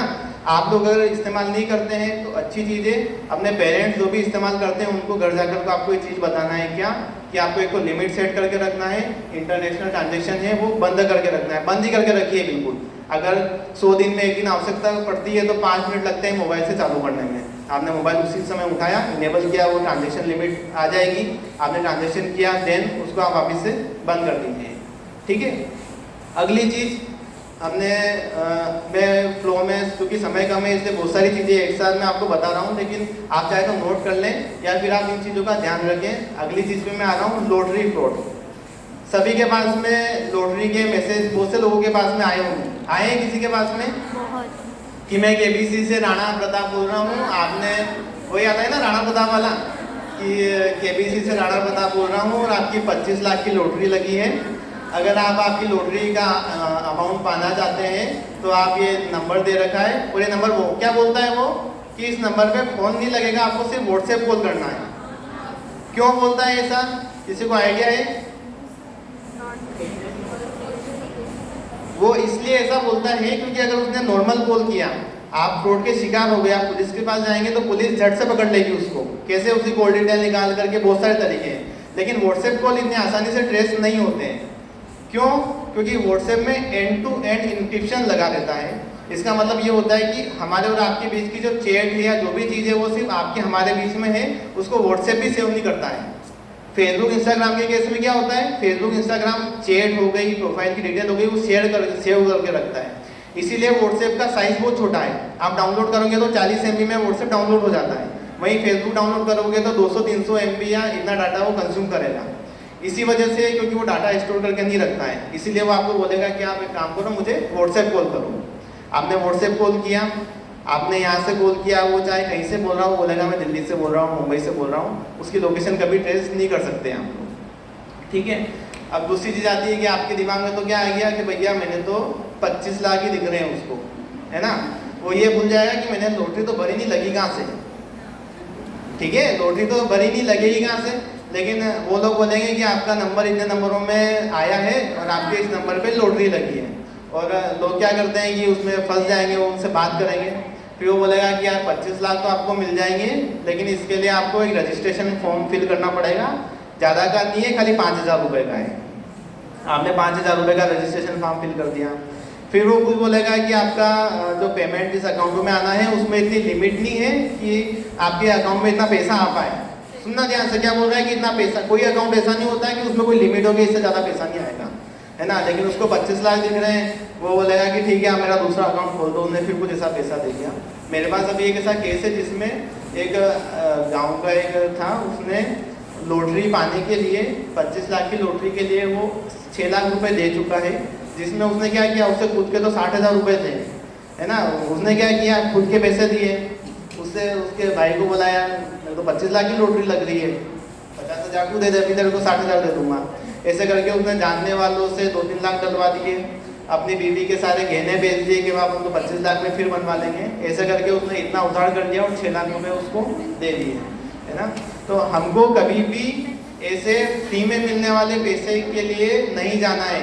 आप बाहर दुकान पर चाय पीने भी जाएंगे तो वो पहले बोलेगा 10 रुपये की चाय है, आपको फ्री में चाय भी नहीं पिलाएगा वो, अगर आपको नहीं जानता है तो कौन आपको फ्री बैठा है 25 लाख रुपए देने के लिए, है ना। जब तक आपके बैंक अकाउंट में पैसा है तब तक वो आपको पागल बनाते रहेंगे, है ना, और पूरा पैसा हड़प देंगे। जैसे उनको लगेगा कि खाली हो गया, नंबर बंद, सब चीज़ें बंद, जयराम जी की, ठीक है। तो अपन को लॉटरी फ्रॉड के चक्कर में नहीं आना है। ये सभी के पास में मैसेज आते हैं, मेरे पास ही बहुत सी बार आ चुके हैं, इसलिए चीज़ मैं बता रहा हूँ। आप लोग अवेयर रहिए, आपके पेरेंट्स को भी इस बारे में बताइए। बहुत सी बार क्या होता है कि लोग फंस जाते हैं, वो बताते नहीं है किसी को। सबसे बड़ी विडंबना ये है कि आदमी पूरा पैसा दे देता है, सब कुछ कर लेगा, उसके बाद पुलिस के पास में आता है या किसी रिश्तेदार को बताता है कि साहब मेरे साथ में ऐसा हो गया। ऐसी कोई भी चीज़ होती है तो सबसे पहले अपने नज़दीकी रिश्तेदार, पेरेंट्स, सबसे ज़्यादा अपने पेरेंट्स को बताइए, क्योंकि सबसे क्लोज आपके वही रहेंगे, है ना। उनको बताइए, पुलिस आपके लिए हमेशा है, आप पुलिस के पास में आइए। चीज़ों को आपको डिलीट नहीं करना है, चीज़ें सेव करके रखना है। नंबर से मैसेज आते हैं, स्क्रीनशॉट लेके रखना है, उन नंबर को सेव करके रखना है। और कभी भी रिपोर्ट करने के बाद में फिर उससे बात होती है ना, कभी तो उसको ये नहीं बोलना है कि अब तो रुक, बताता हूँ तेरे को, मैंने रिपोर्ट कर दिया पुलिस में। अधिकतर केस में ऐसा होता है कि वो ऐसे कुछ बात हुई, वो बोलेगा रुक मैं पुलिस में जा रहा हूँ कंप्लेन करने, रुक मैंने तो ये कंप्लेन कर दी, अब देखना, है ना। ऐसा होता है। अब ऐसा होने से क्या होगा, उसको पता चल जाएगा कि पुलिस में कंप्लेन कर दी है, तो वो अपना जितना भी डिजिटल फुटप्रिंट है वो सभी चीज़ें हटा देगा। इसलिए हमको उसको नहीं बताना है ना। और पुलिस के बाद में पूरे सबूत लेकर के आना है, प्रॉपर तरीके से आपको रिपोर्ट करना है, ठीक है। आई होप आपको चीज़ें समझ में आई होगी। मैंने 100% बताने की कोशिश करी, उसमें से 40% भी आपको समझ में आएगी, तो आप कभी ना कभी किसी फ्रॉड से बच जाएंगे, ठीक है। हाँ बताइए। हाँ बताइए, बिल्कुल।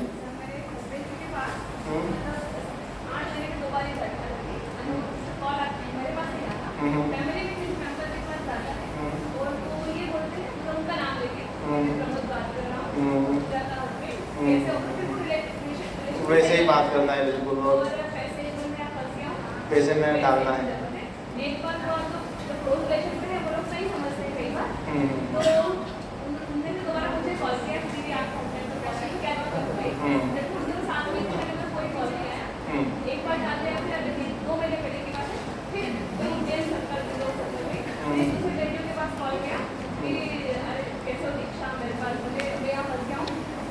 अमाउंट की आवश्यकता है।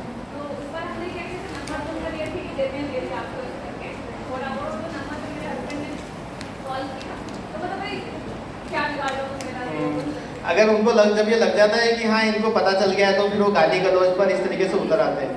तो इस समस्या में जैसे आपने सबसे अच्छी चीज़ उन्होंने करी कि आपने उन्होंने आपसे फ़ोन लगा के पूछ लिया कि दीक्षा आपके हस्बैंड को क्या ज़रूरत पड़ गई है। लेकिन बहुत से लोग क्या करते हैं कि वो बिना पूछे अननोन नंबर पे ही वो पैसा डाल देते हैं। तो हमको हमेशा ही अगर ऐसा कोई फ़ोन आता है, जनरली क्या होता है कि हमारे फ़ोन में सभी ट्रू कॉलर इस्तेमाल करते हैं, ठीक है। मुझे आपका नंबर मिल गया, मुझे नहीं बताया आप कौन है, लेकिन मैं ट्रू कॉलर पर सर्च करूँगा तो मुझे मिलता जुलता नाम आपका मिल जाएगा, ठीक है। मुझे आपका नाम मिल गया दीक्षा है, दीक्षा का नाम मैंने सर्च कर लिया, फेसबुक पे सर्च कर लिया, मुझे आपकी प्रोफाइल अगर मिल गई, प्रोफाइल मिल गई, वहाँ से मुझे आपके हस्बैंड की डिटेल मिल जाएगी, हस्बैंड का नाम ये है, मम्मी का नाम ये है, बहुत सी चीज़ें अपन को मिल जाएगी। वो लोग पूरा ऐसा प्लानिंग करके करते हैं, है ना। और आपके पास में ऐसे ही कॉल जाएगा, और कॉल भी ऐसा जाता है कि वो एकदम इतना फ्रैंक बोलते हैं कि आप उसके झांसे में आ ही जाओगे, है ना।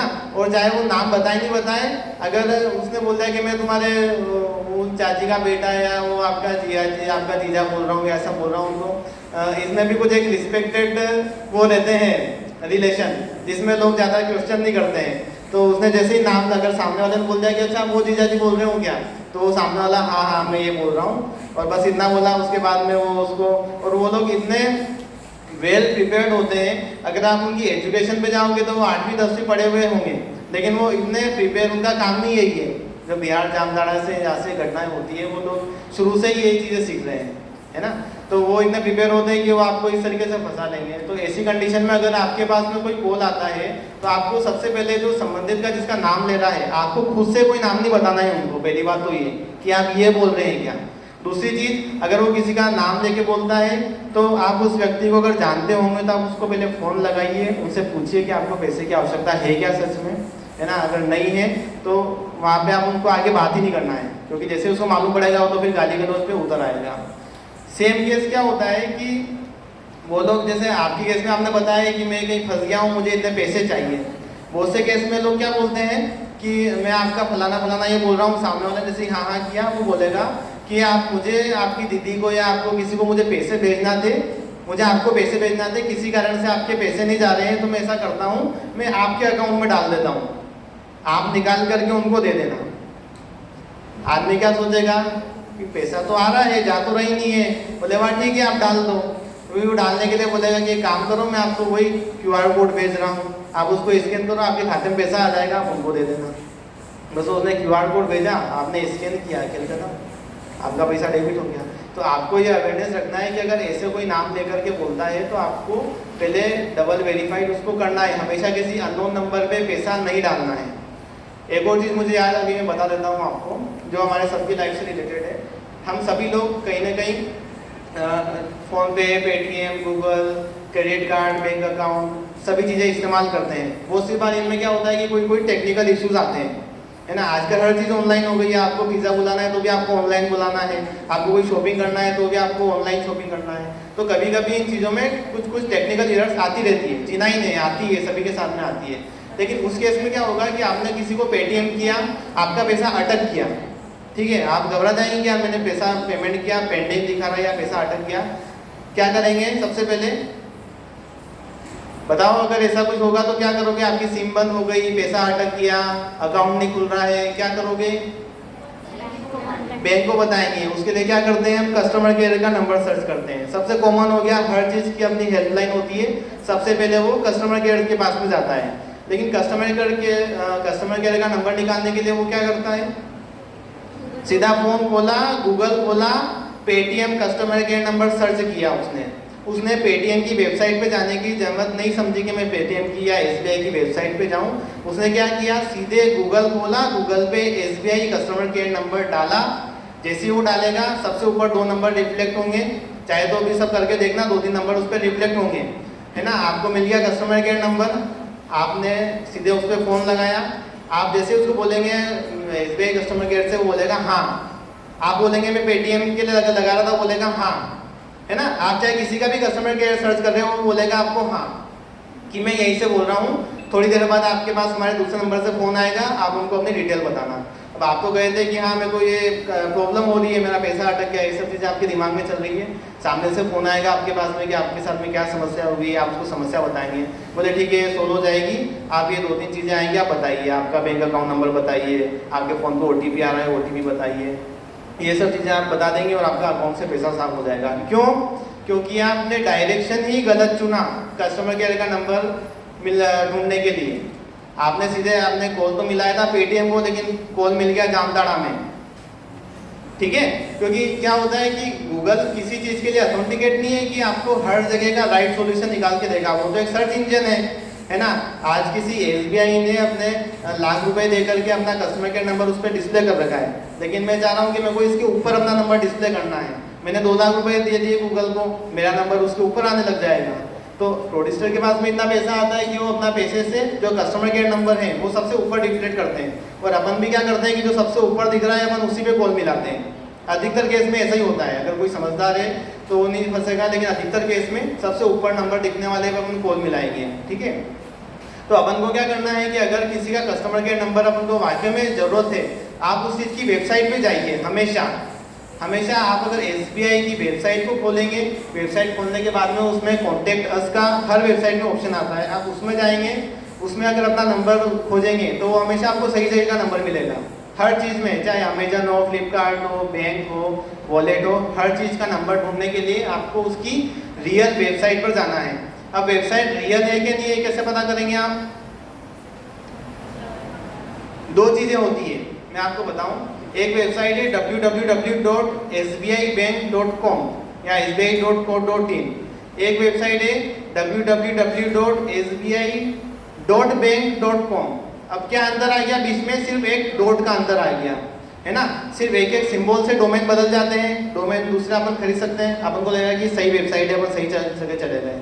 उसने क्या कर रखा है कि वेबसाइट से उसका जो ओरिजिनल डाटा है वैसा के वैसा डुप्लीकेट डाटा बना करके अपने वेबसाइट पर अपलोड कर रखा है, जो कि वो आम बात है, जो भी सॉफ्टवेयर प्रोग्रामर होते हैं ये चीज़ें कर लेते हैं, है ना। और वहाँ पर अपन फिर किसी गलत चीज़ में फंस गए।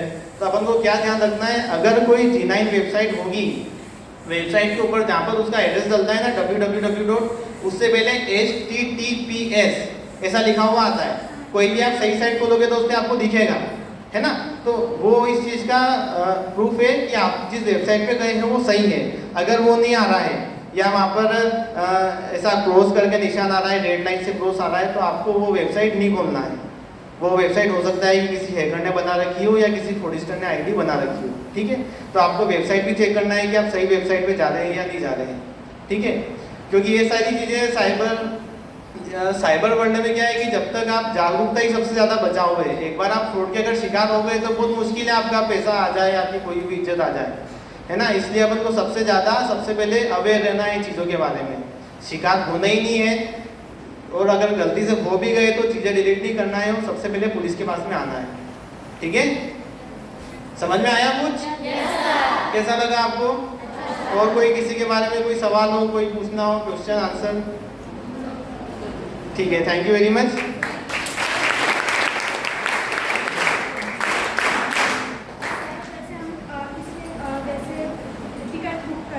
क्या करते हैं? टिकट बुक करते हैं। हाँ, और फिर उसके बाद हमने कैंसिल किया। ट्रांजेक्शन हमारा 5 दिन के अंदर नहीं आया। तो मेरे भाई ने क्या किया कि गूगल से वेबसाइट, कोई सी भी वेबसाइट, वही मैंने भी बताया। हाँ, वही काम किया। फिर उन्होंने मतलब बैंक जैसे लैंग्वेज में बात करता है, जब हम कॉल करते हैं तो उन्होंने बात किया, बोला कि अपना डिटेल्स दीजिए। तो मैंने उनसे बात किया कि आप कौन से बैंक से बोल रहे हैं, क्या हमको आपका क्या डिटेल है। तो बोलते हैं कि हमको आप दे दीजिए, आपका ट्रांजेक्शन बहुत लेट हो गया था, 7 दिन से ज़्यादा हो गया था, आप ट्रांजेक्शन मतलब हुआ नहीं था सामने में। तो उन्होंने बोला कि आप डिटेल्स बताइए, हम आपका ट्रांजेक्शन 10 मिनट के अंदर कर देंगे। हाँ, तो फिर मैंने उनसे बात किया कि आपका मतलब कौन से बैंक से, कुछ QR कोड या कुछ, तो फिर उन्होंने फ़ोन काट दिया। फिर उसके बाद हमने बोला कि आप बताइए क्या क्या प्रॉब्लम है, तो फिर उन्होंने कुछ भी हमको रिप्लाई नहीं किया। आपके क्वेश्चन से उनको समझ में आ गया कि यहाँ दाल नहीं गलने वाली है, ठीक है ना। हमेशा क्यों वाला शब्द तो पूछना ही पूछना है किसी से भी, है ना। कभी कभी अपने आप से भी, आप कहीं लॉटरी के चक्कर में या किसी चक्कर में पूछे हो तो अपने आप से पूछो कि क्यों। ये चीज़ आपने एक सवाल अपने आप से क्यों कर लिया तो आप थोड़ा सा उसमें सोचने लग जाएंगे कि यार ऐसा क्यों करना है या क्या है। क्योंकि सर ट्रांजेक्शन 7 दिन से नहीं आ रहा था, और ऑफिशियल वेबसाइट थी कोई दूसरी, और वो बंदा बोल रहा है कि 10 दिन में, मतलब 10 मिनट में आ जाएगा। तो मतलब कोई, तो आपने सही किया। तो बस यही एक अवेयरनेस का है कि आपको इन चीज़ों के बारे में आप अवेयर थे, आपने इतने सवाल पूछे, आप बच गए। इसी जगह अगर आप अवेयर नहीं होते, इस चक्कर में पड़ जाते कि यार 7 दिन में आने वाला 10 मिनट में आ रहा है, फटाफट चीज़ें आपने बताई, है ना। तो अपन को हमेशा अवेयर रहना है, ठीक है। और टिकट्स वगैरह बुक आप लोग जैसे जनरली रोज़मर्रा की चीज़ें आप बुक करते हैं, ट्रेन में अगर सफ़र कर रहे हैं तो कभी भी गूगल से वेबसाइट को सर्च मत करिए। IRCTC का ऐप भी मौजूद है, IRCTC की वेबसाइट भी है, सरकारी वेबसाइट है। आप IRCTC पर जाइए, वहाँ से आपका टिकट बुक करिए। अगर वो कैंसिल भी हो गया तो IRCTC की ऐप पर ही कॉन्टैक्ट का ऑप्शन आता है। मेरे भी कई बार ट्रांजेक्शन फेल्ड हो जाते हैं, तो आप उसको वहाँ से कंप्लेन करोगे तो पैसा आपका वापस आ जाएगा। वो बोलते जरूर है कि आपको 7-8 दिन लगेंगे, इसलिए ऐसा बोलते हैं क्योंकि 7 दिन का समय मैक्सिमम होता है। कभी होता है 2 दिन में भी आ जाए, 4 दिन में भी आ जाए, पर आपको वेट करना है ना। और हमेशा सही जगह से ही आपको टिकट्स बुक करिए आप, ठीक है। ठीक है, थैंक यू वेरी मच।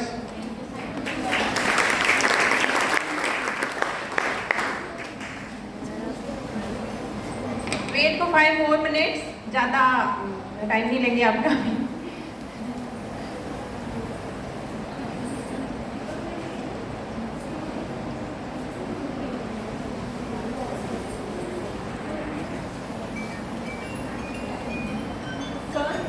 जैसे आपने अभी बताया, आजकल ना शॉपिंग ऑनलाइन होने लगी है, तो बहुत सारे ऐप होते हैं कि वो ऑनलाइन शॉपिंग कीजिए, और अगर पसंद आता है तो आप 2-3 दिन में उसको चेंज कर सकते हैं। अगर आप ऑनलाइन पेमेंट कर रहे हैं तो 3-4 दिन में आपका पेमेंट वापस आ जाएगा।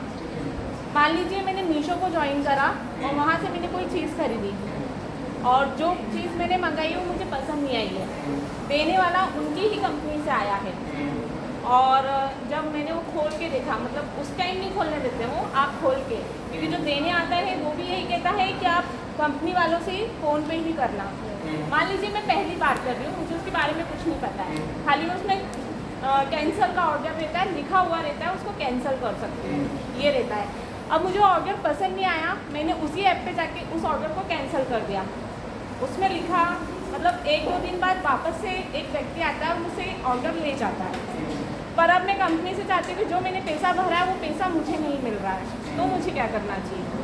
ठीक है, ऐसा क्यों होता है? क्योंकि कोई भी अपन चीज़ परचेज करते हैं, सबसे पहले तो मैडम आप ये चीज़ ध्यान रखिए कि कभी भी आप ऑनलाइन शॉपिंग करते हैं तो जो रिलायबल साइट्स हैं, फ्लिपकार्ट, अमेज़न, आजकल मीशो भी बहुत चल रहा है। क्यों? क्योंकि वो बहुत सस्ती चीज़ें वो डिलीवर कर रहा है, लेकिन क्वालिटी बहुत घटिया देता है, मुझे पता है उसका, है ना। तो अगर आपको कोई चीज़ ऑनलाइन खरीदना है तो सबसे पहले ये ध्यान रखो कि आप अमेज़न या फ्लिपकार्ट पर ही जाओ, तो आपको बेहतर चीज़ें मिलेगी। उनकी बहुत अच्छी टीम्स भी होती है। अगर आपका कोई ट्रांजेक्शन फेल्ड होता है या चीज़ पसंद नहीं आती तो उनकी रिटर्न पॉलिसीज अच्छी रहती है, पैसा उसमें आपको ट्रांजेक्शन करने में कभी कोई दिक्कत नहीं आएगी। और कभी कभार आप ऐसी वेबसाइट पे अगर फंस गए, जब आप कोई चीज़ परचेज करते हो तो उसी समय उसमें टर्म्स एंड कंडीशन उसके नीचे लिखे हुए रहते हैं। बहुत सारी चीज़ें ऐसी होती है कि 7 डे रिप्लेसमेंट, बहुत सी चीज़ें ऐसी होती है कि नो रिप्लेसमेंट, है ना। तो आप उसी समय अगर चेक करिए, अगर रिप्लेसमेंट वाली चीज़ है तो वही रिप्लेस होगी, अगर वो वहाँ से तो नो रिप्लेसमेंट है। और मीशो क्या है कि बहुत ही जैसे अमेज़न और फ्लिपकार्ट बहुत बड़ी वेबसाइट्स हैं, इनको प्रोटेक्ट करने के लिए इंजीनियरों की पूरी टीम लगी हुई रहती है। लेकिन मीशो और जो कुछ छोटी ऐप्स हैं उनके सिक्योरिटी फीचर्स इतने अच्छे नहीं हैं। वही जो आपने ऐप डाउनलोड करा था उस समय आपने सारी परमिशंस दे दी, तो बहुत सी बार क्या है कि आपका डाटा एक्सेस हो जाता है, आपने कहाँ से क्या खरीदा वो चीज़ें जानकारी लीक हो जाती है ना। और मीशो को हैक करना बड़ी बात नहीं है ना। मीशो छोटी ऐप है, मैं भी सजेस्ट करूँगा कि उससे कम शॉपिंग करें। लोग उस पर जा रहे हैं क्योंकि उस पर सस्ती चीज़ें मिल रही है, लेकिन सस्ते के चक्कर में हमेशा नहीं पड़ना चाहिए, है ना। और अगर ऐसा हो जाता है कि आपके पास में कोई चीज़ आई तो उसमें ऑर्डर ट्रैक करने का भी ऑप्शन आता है। आपने अगर कोई ऑर्डर कैंसिल किया तो आप उसमें बराबर उसमें एक चीज़ चलती है, ऑर्डर कैंसिलेशन, पिकअप के लिए वो निकल चुका है, कब आपके पास में आने वाला है, आपके मोबाइल में भी मैसेज आएगा और आपकी ऐप में भी कॉन्टैक्ट नंबर दिखेगा उसका। अगर वो कॉन्टैक्ट नंबर उस व्यक्ति से मैच नहीं खाता है तो आप बिल्कुल उसको चीज़ मत दीजिए, तो आपके साथ में फ्रॉड नहीं होगा, है ना। और एक कैंसिलेशन पॉलिसी जरूर चेक करिए, जब आपके पास में बंदा घर पे आ जाए तो आपको आपकी ऐप में भी नज़र आएगा वो चीज़। जैसे अगर आप किसी कोई ऐप खोलोगे, फ्लिपकार्ट या कोई भी खोलोगे, उसमें अगर रिटर्न आपने कभी किया है तो उसमें एक लाइन सीधी सीधी चलती रहती है ऊपर से नीचे तक, है ना, कि यहाँ से ऑर्डर आपका सक्सेस हो गया है, यहाँ से आपका जो पार्सल है वो निकल चुका है, यहाँ पहुँच गया है, डिलीवरी पार्टनर के पास पहुँच गया है, 1 दिन में आपके घर में आने वाला है, उसका कॉन्टैक्ट नंबर ये है ना। आप उस कॉन्टैक्ट नंबर अगर उसका सही है तो आप उसको दीजिए, अदरवाइज उसको सामान मत दीजिए। और मैं कहूँगा कि आप सब लोग करते होंगे, मैं सभी लोग करते हैं ऑनलाइन परचेसिंग, आप नहीं करते हैं, अच्छी चीज़ है आप दुकान से जाकर के लिए हो तो बहुत अच्छी चीज़ है, लेकिन फिर भी आज का समय बचाने के लिए या फिर हर चीज़ आपको बैठे बैठे फ्री बैठे हैं तो आप स्क्रॉल कर रहे हैं, चीज़ें दिख जाती है, तो लगभग सभी लोग करते हैं। तो आप अच्छी जगहों से परचेसिंग कीजिए, फ्लिपकार्ट, अमेजन, ये बेस्ट चीज़ें हैं। यहाँ से अगर कोई प्रॉब्लम होती भी है तो आपको बहुत अच्छा रिसोल्यूशन मिलता है उसका।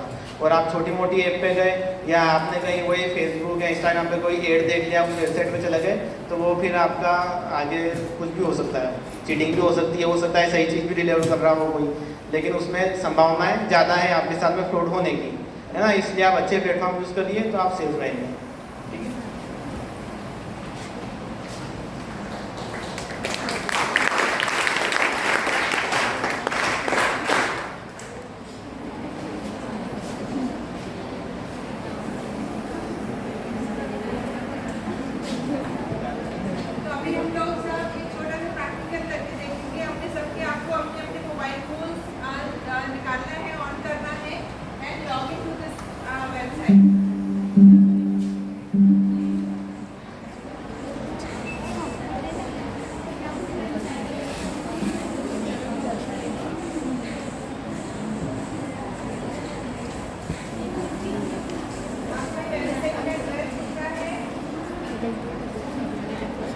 इसको जूम कर रही हूँ।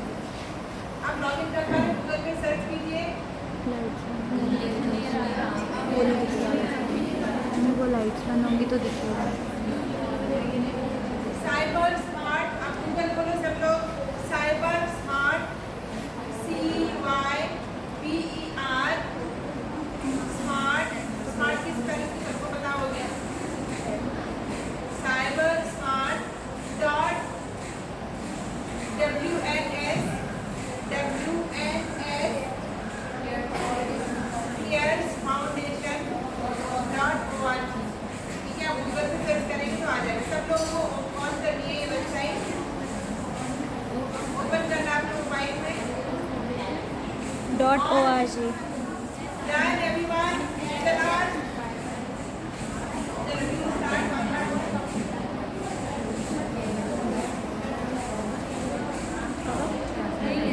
खोलो ये।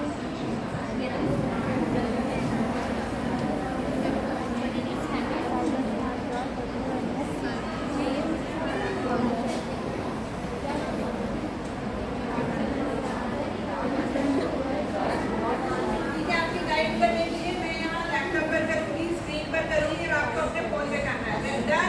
Yes ma'am. रेडी? यस। सबकी आंखें ऑन है? कान ऑन है? दिमाग ऑन है? Yes, ma'am. Start. Yes ma'am.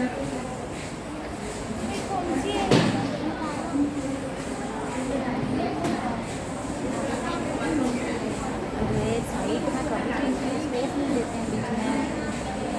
चलो सबसे पहले रिफ्लेक्ट।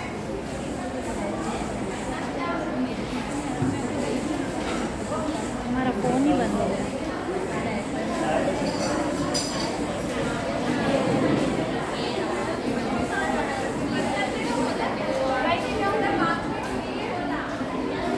आपको उसका सर्टिफिकेट भी मिलेगा, है ना?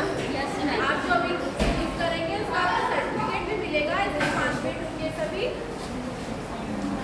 और आप शांति रखेंगे तो पीछे तक आवाज आएगी बेटा। सबने चालू कर दी वेबसाइट। और स्टूडेंट पे क्लिक करना है आपको, स्टूडेंट पर। अभी आपको दिखाया और country.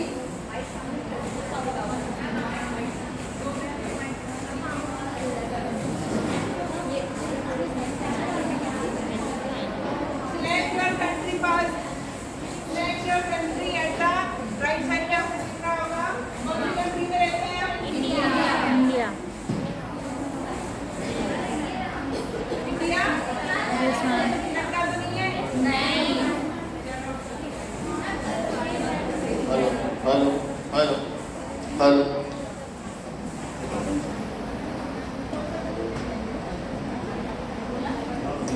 Selected the country. Yes ma'am.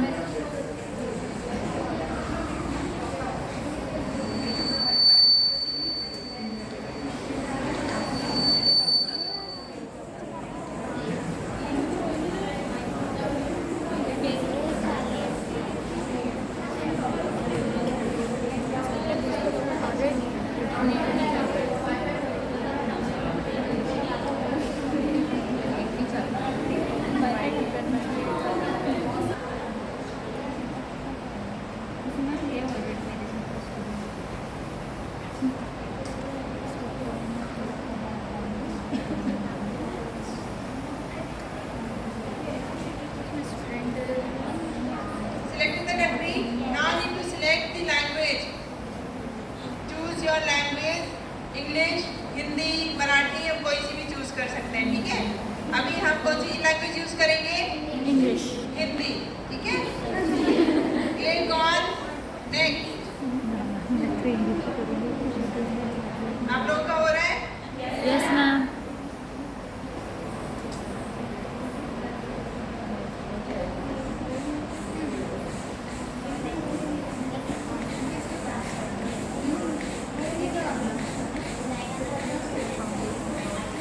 एक साथ इतने सारे लोग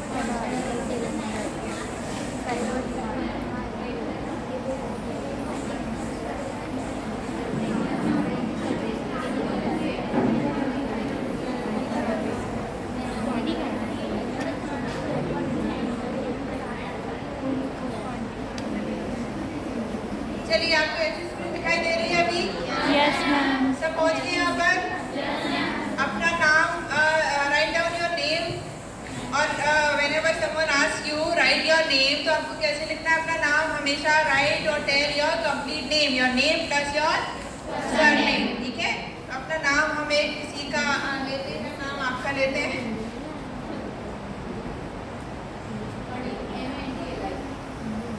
ठीक है, मैंने मैम का रजिस्टर कर लिया। आप लोगों को मैम का नाम नहीं लिखना है, अपना अपना नाम लिखना है सबको, ठीक है? Your name and your surname, ठीक है? नाउ ग्रेड, इसमें बहुत सारी क्लासेस हैं, तो आप लोग कौन से में हैं? 8 and above, ठीक है?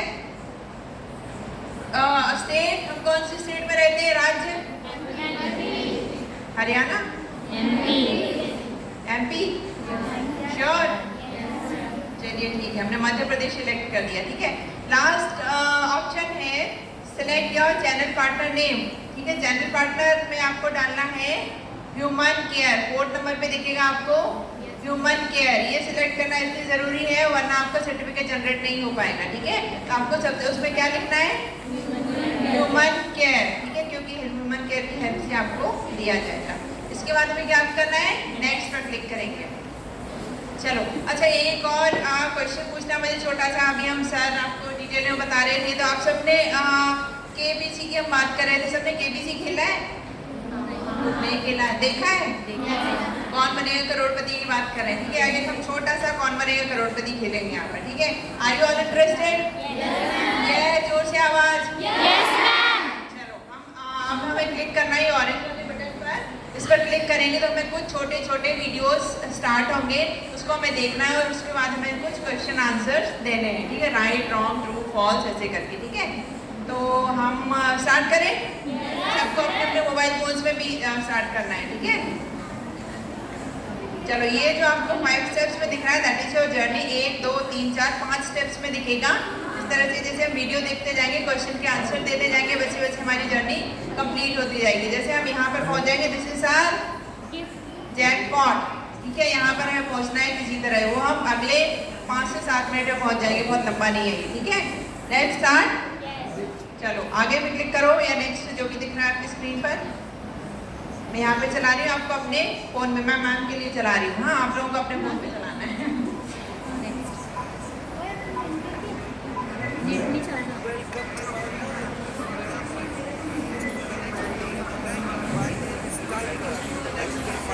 social media websites as Foodie Tiger. I'm sure you like me. आपका स्वागत है। अगले कुछ मिनटों के लिए आप मेरे साथ मेरे मेहमान हो, इसलिए मैं आपका धन्यवाद करता हूँ। आप मुझसे सोशल मीडिया वेबसाइट्स पर फूडी टाइगर के नाम से मिल सकते हो। मुझे यकीन है कि आप भी मेरी तरह ऑनलाइन पोस्ट करना और सोशल नेटवर्किंग साइट ब्राउज करना पसंद करते हो। आज मैं आपको कुछ ऐसी बातें बताऊंगा जिससे आप ऑनलाइन सुरक्षित रहोगे। और याद रखना, ऑनलाइन सुरक्षित रहना बहुत ज़रूरी है। सबसे पहले आपके प्राइवेसी सेटिंग्स को किस तरह से बदला जा सकता है मैं बताता हूँ। लगभग हर सोशल मीडिया वेबसाइट पर हमें ऑप्शन दिया जाता है ये तय करने कि कौन कौन हमारे पिक्चर्स और इन्फॉर्मेशन को देख सकते हैं।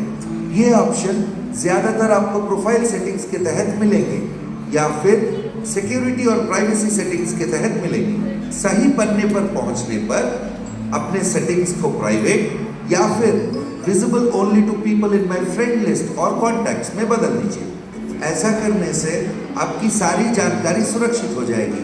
साथ साथ याद रखना, सिर्फ उन्हीं लोगों को अपने फ्रेंड लिस्ट में जोड़ना जिन्हें आप निजी जीवन में जानते हैं।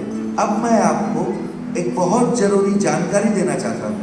आजकल अपने तस्वीरों और पोस्ट्स को जियो टैग करना एक आम बात हो गई है। आपने ज़रूर सोशल चेक इन शब्द भी कहीं ना कहीं सुना होगा। जियो टैग और चेक इन फीचर का इस्तेमाल करने से लोगों को आपके सटीक स्थान का पता चल जाता है, और अगर ये जानकारी किसी ऐसे इंसान के हाथ लग जाए जो आपको नुकसान पहुंचाना चाहता है तो ये आपके लिए खतरे की बात हो सकती है। इसलिए ऑनलाइन अपना लोकेशन या अपनी व्यक्तिगत जानकारी जैसे कि email ID, phone number, address, date of birth वगैरह शेयर ना ही करें तो अच्छा होता है। आपको मैं एक आखिरी जानकारी देना चाहता हूँ। ऑनलाइन चैटिंग करते वक्त या गेम्स खेलते वक्त ध्यान रखें कि आपका वेब कैमरा बंद है, और अगर ऑनलाइन चैटिंग करते वक्त आपके तस्वीर या निजी जानकारी देने के लिए कोई दबाव बनाए तो तुरंत अपने बड़ों को या माता पिता को इसके बारे में बताएं। ठीक है, कौन थे ये? क्या नाम था इनका? Foodie tiger. हाँ, foodie tiger. Foodie tiger. Tiger, ठीक है। अभी हम क्या करेंगे, क्वेश्चन का आंसर देंगे अपने अपने मोबाइल फोन पर, ठीक है। ऑनलाइन अपनी तस्वीर या पोस्ट को जियो टैग करना सुरक्षित नहीं है। सिर्फ ट्रू और रॉन्ग, सही है या गलत है? अभी लोड नहीं हुआ है क्या? तो कोई बात नहीं, आप घर पे जाके कर लेना, ठीक है। घर पे आपको लिंक और इसकी डिटेल्स हम मैम को शेयर कर देंगे। मैम आप लोगों के व्हाट्सएप ग्रुप्स पर भेज देंगे, आपको घर पे जाके कर लेना आप लोगों का, ठीक है। अभी हम यहाँ पे कर लेते हैं। ये क्वेश्चन का आंसर क्या होगा? ऑनलाइन अपनी तस्वीरों को शेयर करना, जियो टैग करना सुरक्षित है या नहीं? सुरक्षित नहीं है, राइट। चलिए, हमने सही आंसर दिया। हम केबीसी खेल रहे हैं, रिमेम्बर। चलो आगे बढ़ते हैं। प्राइवेसी सेटिंग को निजी या केवल दोस्तों को दिखाई देने के लिए बदलना अच्छा है?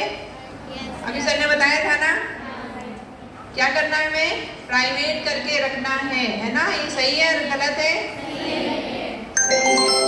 आगे बढ़ते हैं। अधिकांश वेबसाइट आपको यह नियंत्रित करने का विकल्प नहीं देती है कि आपकी फोटो, वीडियो आदि कौन देख सकता है। ये सही है? सही है कि गलत है? गलत है। सारी वेबसाइट या ऐप होती है, आपको जब आप उसको एक्सेस करते हैं, अभी सर ने बताया था ना कि आपसे परमिशन मांगती है ना। ये तो गलत। आगे बढ़ेंगे। यदि आप अपनी जन्मतिथि को लोगों के साथ ऑनलाइन साझा करते हैं तो आपको कोई नुकसान नहीं हो सकता? हो सकता है। क्या नुकसान हो सकता है? डॉक्यूमेंट। आपको बर्थडे कोई और सेलिब्रेट कर लेगा। फिर क्या नुकसान हो सकता है? आपकी बैंक की अकाउंट डिटेल एक्सेस हो सकती है, आपकी फेक प्रोफाइल बनाई जा सकती है, एंड मैनी मोर, है ना। तो ये सही है कि गलत है? गलत। अपने वेबकैम को बंद करना याद रखें जब भी आप ऑनलाइन चैट करें, ऑनलाइन गेम्स खेलें, दोनों या इनमें से कोई नहीं? दोनों। दोनों। आपको जब भी कोई गेम, आजकल नए नए गेम्स आ रहे हैं, कौन कौन से गेम खेलते हो आप लोग? पबजी तो पुराना हो गया, अभी नया फायर करके कोई आता है ना। हाँ, नेक्स्ट। अभी हमने एक पड़ाव पार कर लिया। Clap the hand for yourself. चलो अभी नेक्स्ट राउंड करेंगे, एक छोटा सा वीडियो देखेंगे 1 मिनट का, उसके बाद फिर हम कुछ क्वेश्चंस के आंसर देंगे।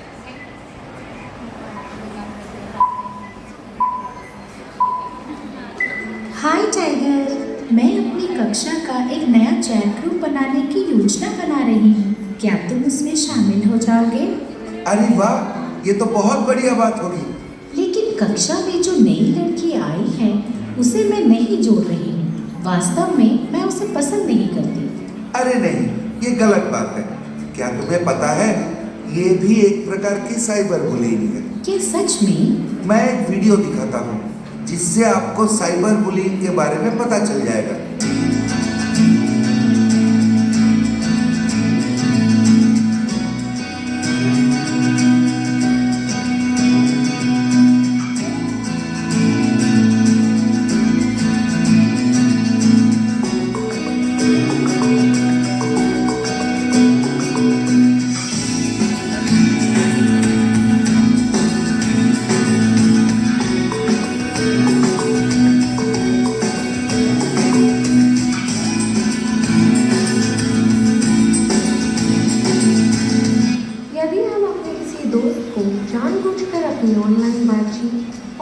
ग्रुप से दूर रखें तो ये साइबर बुलिंग का एक रूप होता है। इसे एक्सक्लूजन के नाम से जाना जाता है। किसी के आकार या रूप का ऑनलाइन मजाक बनाना बॉडी शेमिंग कहलाता है। इंटरनेट पे किसी और के नाम और फोटो के इस्तेमाल से फेक प्रोफाइल्स बनाना साइबर बुलिंग का एक रूप होता है। कुछ लोग इन फेक प्रोफाइल्स के माध्यम से अनुचित इंफॉर्मेशन शेयर करते हैं। मीम्स या पोस्ट के द्वारा किसी का ऑनलाइन मजाक बनाना ट्रोलिंग कहलाता है। साइबर स्टॉकिंग साइबर बुलिंग का बहुत ही खतरनाक रूप है। जब कोई किसी और की ऑनलाइन गतिविधियों पर नज़र रखे या किसी बच्चे को बार बार ऑनलाइन मैसेज करे तो वो साइबर स्टॉकिंग कहलाता है। आगे बढ़े? Yes ma'am. देख लिया सबने केयरफुली? जानबूझकर किसी सहपाठी को चैट समूह के बाहर करना साइबर बुलिंग का एक रूप है। यस। कोई फ्रेंड आपको पसंद नहीं है तो आप क्या करते हो? एडमिन को बोलते हो उसको बाहर कर दो, ऐसा बोलते हो? नहीं, ऐसा नहीं बोलना है ना, वो गलत बात होती है। वो क्या होती है? Cyber bullying. नेक्स्ट, आपको सोशल मीडिया वेबसाइट पर कभी भी अनुचित टिप्पणी या पोस्ट की रिपोर्ट नहीं करनी चाहिए। सही है गलत है? गलत करनी चाहिए। गलत है ना? आपको रिपोर्ट करनी चाहिए। अभी सर ने बताया था ना रिपोर्ट करने में क्या तरीका होता है ना? तो आपको सही है रिपोर्ट करनी है उसमें, ठीक है? आगे है, एक बच्चे द्वारा दिखाए जाने वाले ऐसे कौन से सामान्य व्यवहार हैं जो साइबर बुलिंग को दर्शाते हैं। अभी हमने वीडियो में देखा था ना, देयर वाज अ गर्ल, उसके साथ कुछ बुलिंग हो रही थी। How was she behaving? बहुत अधिक या बहुत कम खाना, बहुत अधिक या कम सोना, किसी से बात नहीं करना, या ऊपर के सभी। हाँ, कोई डिप्रेशन में है तो कुछ भी हो सकता है इनमें से, है ना? ऊपर के। आगे बढ़ते हैं। यदि आप जानते हो कि आपका एक मित्र किसी अन्य मित्र को साइबर ऑनलाइन बुली कर रहा है तो आपको क्या करना चाहिए? कभी कुछ भी ना करें, क्योंकि दोनों आपके दोस्त हैं। पोस्ट को शेयर अन्य लोगों के साथ शेयर करें। वेबसाइट पर अनुचित टिप्पणी की रिपोर्ट करें या मजाक बनाने में शामिल हो। क्या करें?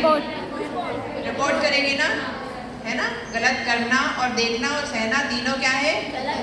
गलत है। तो कैसा करेंगे? अभी नेक्स्ट करेंगे। आपको कभी भी साइबर बुली करने वाले व्यक्ति को टिप्पणियों का जवाब नहीं देना चाहिए। ये सही है गलत है? नहीं देना चाहिए, क्योंकि जितना हम जवाब देते जाएंगे उतना हम क्या होंगे?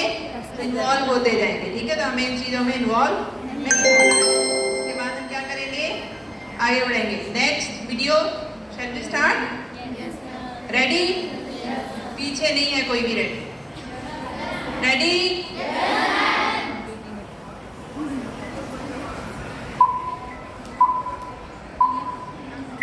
हे आलिया, ये देखो। अरे कूल शूज। हाँ, और सबसे अच्छी बात क्या है पता है? ये सिर्फ मुझे 99 रुपए में मिल रहे हैं, और पैसे भेजने के लिए मुझे सिर्फ इस लिंक पर क्लिक करना होगा। पैसे खुद ब खुद मेरे मोबाइल पेमेंट ऐप से कट जाएंगे। टाइगर, मुझे ये सब सही नहीं लग रहा है। पहले अपने बड़ों से पूछ लो, फिर ऑनलाइन लिंक को क्लिक करके खरीदारी करना। आप जानते हो, जब हम कुछ खरीदते हैं तो इन वेबसाइट्स और इनके संबंध के माध्यम से धोखाधड़ी होती है।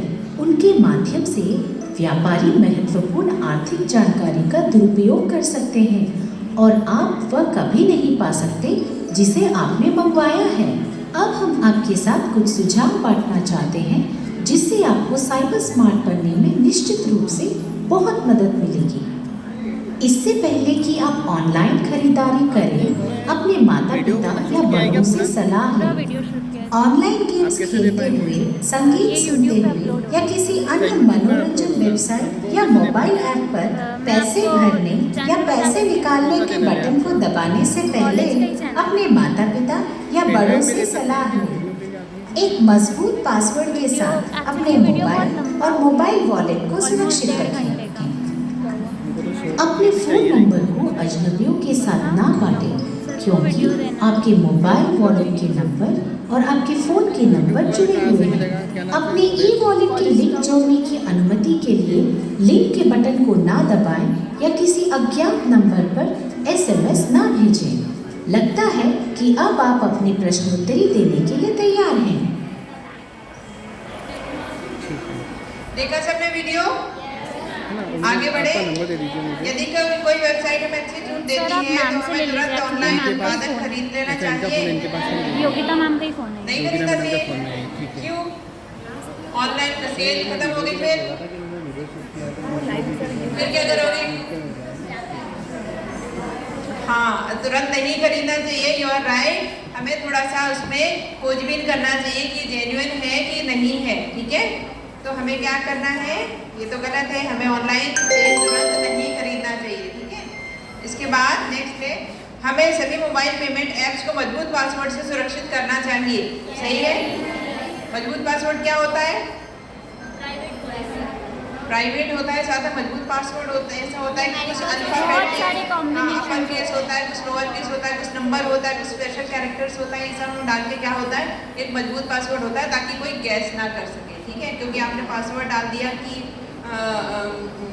साक्षी.सिंह, तो वो तो सब हर कोई समझ जाए, कोई भी आपको ट्रेस कर सकता है, ठीक है। तो आपको नेक्स्ट है, टाइगर को आलिया की बात नहीं मानना चाहिए और जूते खरीद लेना चाहिए। गलत है ना।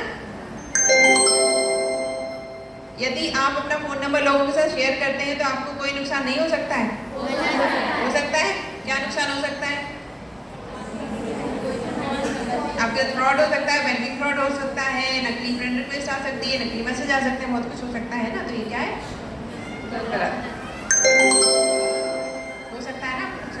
इसके बाद है, आपके ई वॉलेट का पासवर्ड किसे पता? अच्छा, ई वॉलेट क्या होता है? अभी सर ने बताया था क्या क्या होते हैं ई वॉलेट्स। पेटीएम, फोन पे, जीपे, और कौन कौन से पे आ गए आजकल? इतने ही है ना। तो इसके अलावा भी हैं जो हमें शायद नहीं पता। आपके ई वॉलेट्स का पासवर्ड किसे पता होना चाहिए? माता पिता, जो भी कोई पूछे, करीबी दोस्त है, ऊपर के सभी माता पिता है ना। क्योंकि आपके सबसे क्लोज रिलेटिव्स कौन होते हैं? आपके पेरेंट्स, इसलिए सबको तो नहीं बताओगे ना। चलो नेक्स्ट, एक छोटा सा वीडियो और देखेंगे। हमारे दोस्त हर वक्त लेट होते हैं। अगली बार से मैं उन्हें प्लान से पहले का टाइम बताऊंगा, तब वो वक्त पे आएंगे। वाह टाइगर, ये तो बहुत अच्छा आइडिया लगता है। हमें जरूर कोशिश करनी चाहिए। मुझे औरों का वेट करना बिल्कुल पसंद नहीं है और मैं यहाँ पर बोर हो रहा हूँ और मेरे फोन पे सिग्नल भी नहीं आ रहा है। शायद यहाँ फ्री वाईफाई मिलता होगा, पता करो ना। फ्री वाईफाई से मुझे याद आया, मेरी दीदी ने कुछ कहा था। उसने कहा था कि कभी कभी हैकर्स लोगों को फ्री वाईफाई देते हैं ताकि वो लोगों के व्यक्तिगत जानकारी या पासवर्ड्स चुरा सके। कभी कभी तो वो लोगों को नुकसान भी पहुंचा सकते हैं और अपने कंप्यूटर या फोन पर वायरस भी भेज सकते हैं। इसलिए सार्वजनिक इंटरनेट का उपयोग करते वक्त हमें सावधान रहना चाहिए। सार्वजनिक या फ्री वाईफाई से अगर हम जुड़े हों तो हमें ऑनलाइन शॉपिंग, बैंकिंग, अपनी निजी जानकारी, फोटोज या वीडियोस नहीं शेयर करने चाहिए। फ्री वाईफाई कितने अच्छा लगता है ना सुनने में, है ना।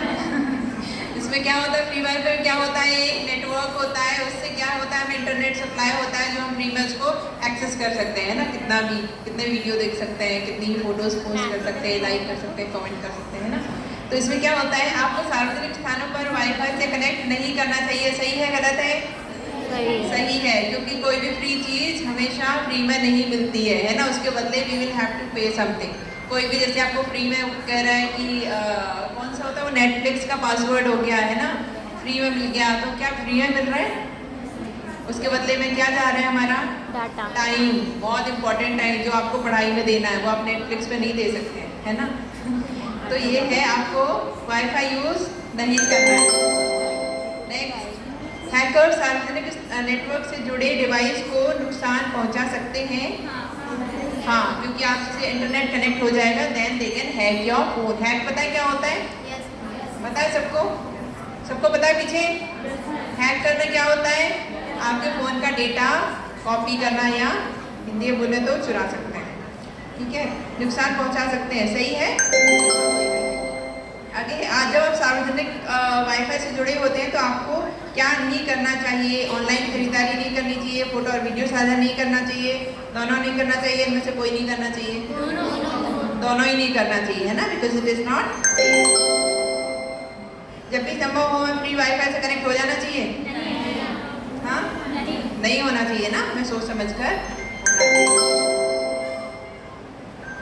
जब आप किसी सार्वजनिक नेटवर्क से कनेक्ट होते हैं तो ऑनलाइन पैसे ट्रांसफर करना सुरक्षित है? नहीं। बिल्कुल भी नहीं है, है ना?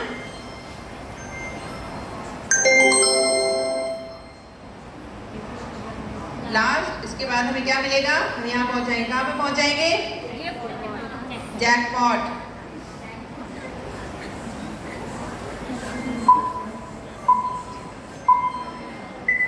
अरे टाइगर, मैंने अभी अभी तुम्हारे दोस्त को हॉल में देखा है। वो बहुत परेशान दिख रहा था। सब ठीक है ना? अरे नहीं, वो बड़ा परेशान और डरा हुआ है। उसने ऑनलाइन एक लड़की से चैटिंग शुरू की थी। लड़की ने कहा था कि वो पास की स्कूल की है और वो दोनों दोस्त बन गए। अरे नहीं, उसे अजनबियों के साथ ऑनलाइन बातचीत नहीं करनी चाहिए थी। हाँ, मैंने भी मना किया था, पर उसे वो लड़की बहुत पसंद थी। वो लड़की उसे बहुत स्पेशल फील कराती थी। उन लोगों ने एक दूसरे को पिक्चर्स भी भेजे हुए थे, इसलिए जब लड़की ने उसे मिलने को बुलाया वो बड़ा खुश हो गया।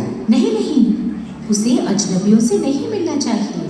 मैंने भी उसे मना किया था, पर वो फिर भी चला गया। वहाँ पहुँचने पर लड़की के बजाय उसे एक बूढ़ा आदमी उसके इंतजार में बैठा हुआ मिला। वो वहाँ से भाग के बच निकला। ये तो बहुत खतरनाक हो सकता था। आशा है कि वह इसके बारे में अपने माता पिता को तुरंत सूचित करेगा। हाँ, वो अभी यही करने वाला है। वो साइबर ग्रूमिंग का शिकार हो चुका है। हाय गाइस, आपके सर्टिफिकेट पाने से पहले मैं आपको एक आखिरी वीडियो दिखाना चाहता हूँ। साइबर ग्रूमिंग वो होता है जब कोई बड़ा व्यक्ति बच्चा होने का ढोंग रचाकर ऑनलाइन दूसरे बच्चों से दोस्ती करता है और बच्चों का भरोसा जीतने के लिए वो उनकी प्रशंसा करता है, कॉमन फ्रेंड्स के बारे में बात करता है या ऐसी चीजों के बारे में बात करता है जो उस बच्चे को पसंद हो, जैसे कि सुपर हीरोज, सिनेमा, पुस्तकें और संगीत वगैरह। बच्चों को हानि पहुंचाना ही उनका एकमात्र इरादा होता है। इसलिए याद रखें, अनजान लोगों से बात मत करना और अपने माता पिता की अनुमति के बगैर ऑनलाइन अनजान लोगों से अपने वीडियोस या तस्वीरें शेयर मत करना। साइबर स्मार्ट बनो, अपना तोहफा लेना मत भूलना। चलिए, साइबर ग्रूमिंग क्या होता है? एक लास्ट चीज, ये आपके जनरेशन के साथ सबसे ज़्यादा होता है। इसमें क्या होता है कि कोई फेक इंसान होता है, फेक प्रोफाइल बनाकर आपके इंटरेस्ट की बात कर सकता है, आपसे फ्रेंड रिक्वेस्ट या फॉलो रिक्वेस्ट भेज सकता है। उसके बाद फिर क्या आपसे कई तरह के एडवांटेज ले सकता है। ठीक है, तो इसको क्या कहते हैं? Cyber grooming. अभी हम कुछ क्वेश्चंस पढ़ेंगे। जब कोई बड़ा व्यक्ति बच्चा होने का नाटक करता है और अन्य बच्चों के साथ ऑनलाइन दोस्ती करता है तो इसे साइबर ग्रूमिंग कहा जाता है। सही है या गलत है? सही है। आपको कभी भी अपने माता पिता से बिना पूछे तस्वीरें या वीडियो या ऑनलाइन शेयर नहीं करनी चाहिए। सही है? कौन कौन करता है बाय द वे ये सब? माता पिता से पूछ के पिक्चर शेयर करते हो? चलिए, तो कम से कम आपको इतना पता होना चाहिए कि क्या आपको शेयर करना है और क्या नहीं करना है। ठीक है? यदि आपके साथ चैट करते समय कोई व्यक्ति अपनी तस्वीर शेयर करता है तो वास्तविक में उसके जीवन से मिलना सुरक्षित है? नहीं। आप जब तक उसको पर्सनली नहीं जानते, या तो आपको वो कॉलेज मेट है, आपके फ्रेंड है, आपके फैमिली फ्रेंड है, कोई भी है, तब तक ठीक है। पर उसके आगे अगर आपको सिर्फ ऑनलाइन मिले हैं तो क्या सुरक्षित है? नहीं है। अच्छा, जब आप ये ऑनलाइन करेंगे, घर जाके आपको एक लिंक शेयर की जाएगी, मैं मैम को शेयर कर दूंगी, मैम आपके ग्रुप्स पे शेयर कर देंगी। ठीक है, आप लोग घर जाके इसको कर सकते हैं सो दैट आपका एक सर्टिफिकेट जनरेट हो सके। सर्टिफिकेट के बहुत सारे एडवांटेज होंगे। आप उसको ऑनलाइन सेव कर लेना, उसके बाद आप कहीं साइबर पे जाकर उसको प्रिंट आउट करा सकते हैं। इसके बहुत सारे एडवांटेज होंगे आपको कि you are aware of internet and safety and security that would help you in your career. ठीक है, वो सर्टिफिकेट ज़रूर डाउनलोड कर लेना। उसकी आपको लिंक और डिटेल्स में मैम के साथ शेयर कर दूंगी आपको कैसे करना है। ठीक है, अच्छा, इसमें एक और एडवांटेज है, अगर आप ये गलत, जैसे मैंने अभी ये इस पर क्लिक किया था, ठीक है, तो ये गलत उत्तर था। अगर आप गलत आंसर भी देंगे तो भी कोई बात नहीं, आपको एक दूसरा चांस दिया जाएगा, आप इस पर क्लिक कर सकते हैं। ठीक है, इसके बाद यू कैन गो है। बच्चा होने का ढोंग करने वाला व्यक्ति ऑनलाइन बच्चों का विश्वास कैसे जीत सकता है? आपसी दोस्तों के बारे में पता करके, बात करके, किताबों और फिल्मों के बारे में बात करके, बच्चों की तारीफ करके, या ऊपर के सभी एनीथिंग, ठीक है। वो जो आप लोग उस पे लिखते हैं ना, बायो पर इंस्टाग्राम की प्रोफाइल बनाते हैं ना, I blow my candles on this day, और क्या लिखते हैं और क्या लिखते हैं, I love horse riding, I love to read Paulo Coelho, और क्या क्या लिखते हैं, ऐसा कुछ लिखते हैं ना तो ये सब आपको क्या करना है, अपना प्राइवेट करके रखो। इन्हीं चीज़ों से वो आपका इंटरेस्ट जान सकते हैं और फिर उस चीज़ों के बारे में आपसे बात कर सकते हैं, ठीक है। इसके बाद में क्या करना है, अगर कोई आपकी तस्वीरों को ऑनलाइन शेयर करने के लिए दबाव डाले तो आपको क्या करना चाहिए, तस्वीरों को शेयर करें, अपने दोस्तों को बताएं, बड़ों को बताएं, इनमें से कोई नहीं, बड़ों को बताएं। सबसे पहले आपको क्या करना है, पेरेंट्स को बताना है, क्योंकि पेरेंट्स ही आपको सबसे ज़्यादा अटेंशन दे सकते हैं, है ना। चलिए अब हम पहुंच गए हैं लास्ट पर। मैम आप पहुंच गए, वेरी गुड। कौन कौन पहुंच गए हमारे साथ, ठीक है, और जो नहीं पहुंचे वो घर पे जाके पहुंचेंगे, है ना। चलिए इस तरह से आएगा, ये इसलिए कर रही हूँ ताकि आपको आसानी रहे जब आप घर पे करेंगे तो, ठीक है। इसके बाद हमें डाउनलोड पर क्लिक करना है। ये देखिए योगिता मैम का सर्टिफिकेट जनरेट हो गया, clap the hands.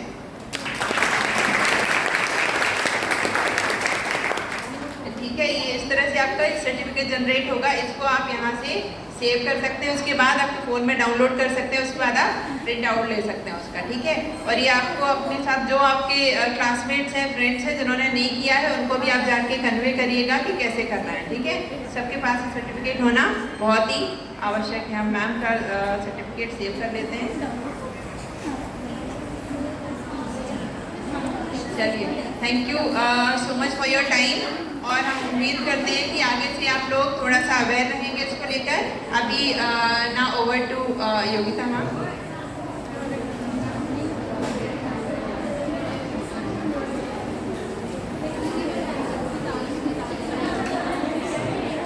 Thank you so much ma'am.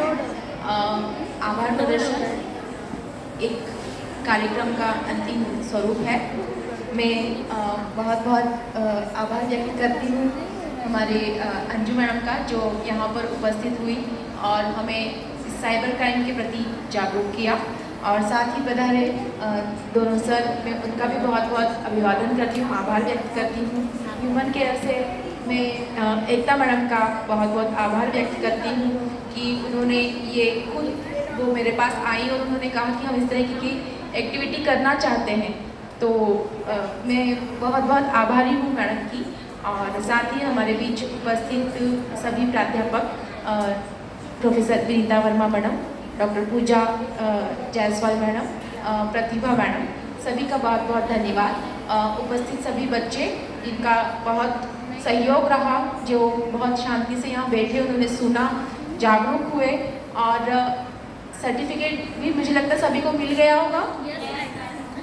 तो सभी बच्चों को, सभी स्टूडेंट्स को बहुत बहुत आभार, बहुत बहुत धन्यवाद। और सूत्र संचालन के लिए परागी गुप्ता, जिसको मैंने सिर्फ कल ही बोला कि बेटा आपको संचालन करना है, और एकदम उसने तैयार हो गई वो, और बहुत अच्छे से उसने संचालन किया। बहुत बहुत थैंक यू। तकनीकी सहायता के लिए प्रांशी सकवाया और खुशबू जायसवाल, इसका बहुत बहुत धन्यवाद। वो हमेशा एक्टिव स्वयं सेवक हैं हमारे NSS की। और निधि का भी हम बहुत बहुत धन्यवाद, आभार व्यक्त करते हैं। साथ ही टेक्निकल सपोर्ट के लिए दीपक जी का भी हम बहुत बहुत धन्यवाद देते हैं, जिन्होंने यहाँ पर उपस्थित होकर हमें तकनीकी सहायता प्रदान की। आप सभी का बहुत बहुत धन्यवाद। आपका दिन मंगलमय हो। धन्यवाद।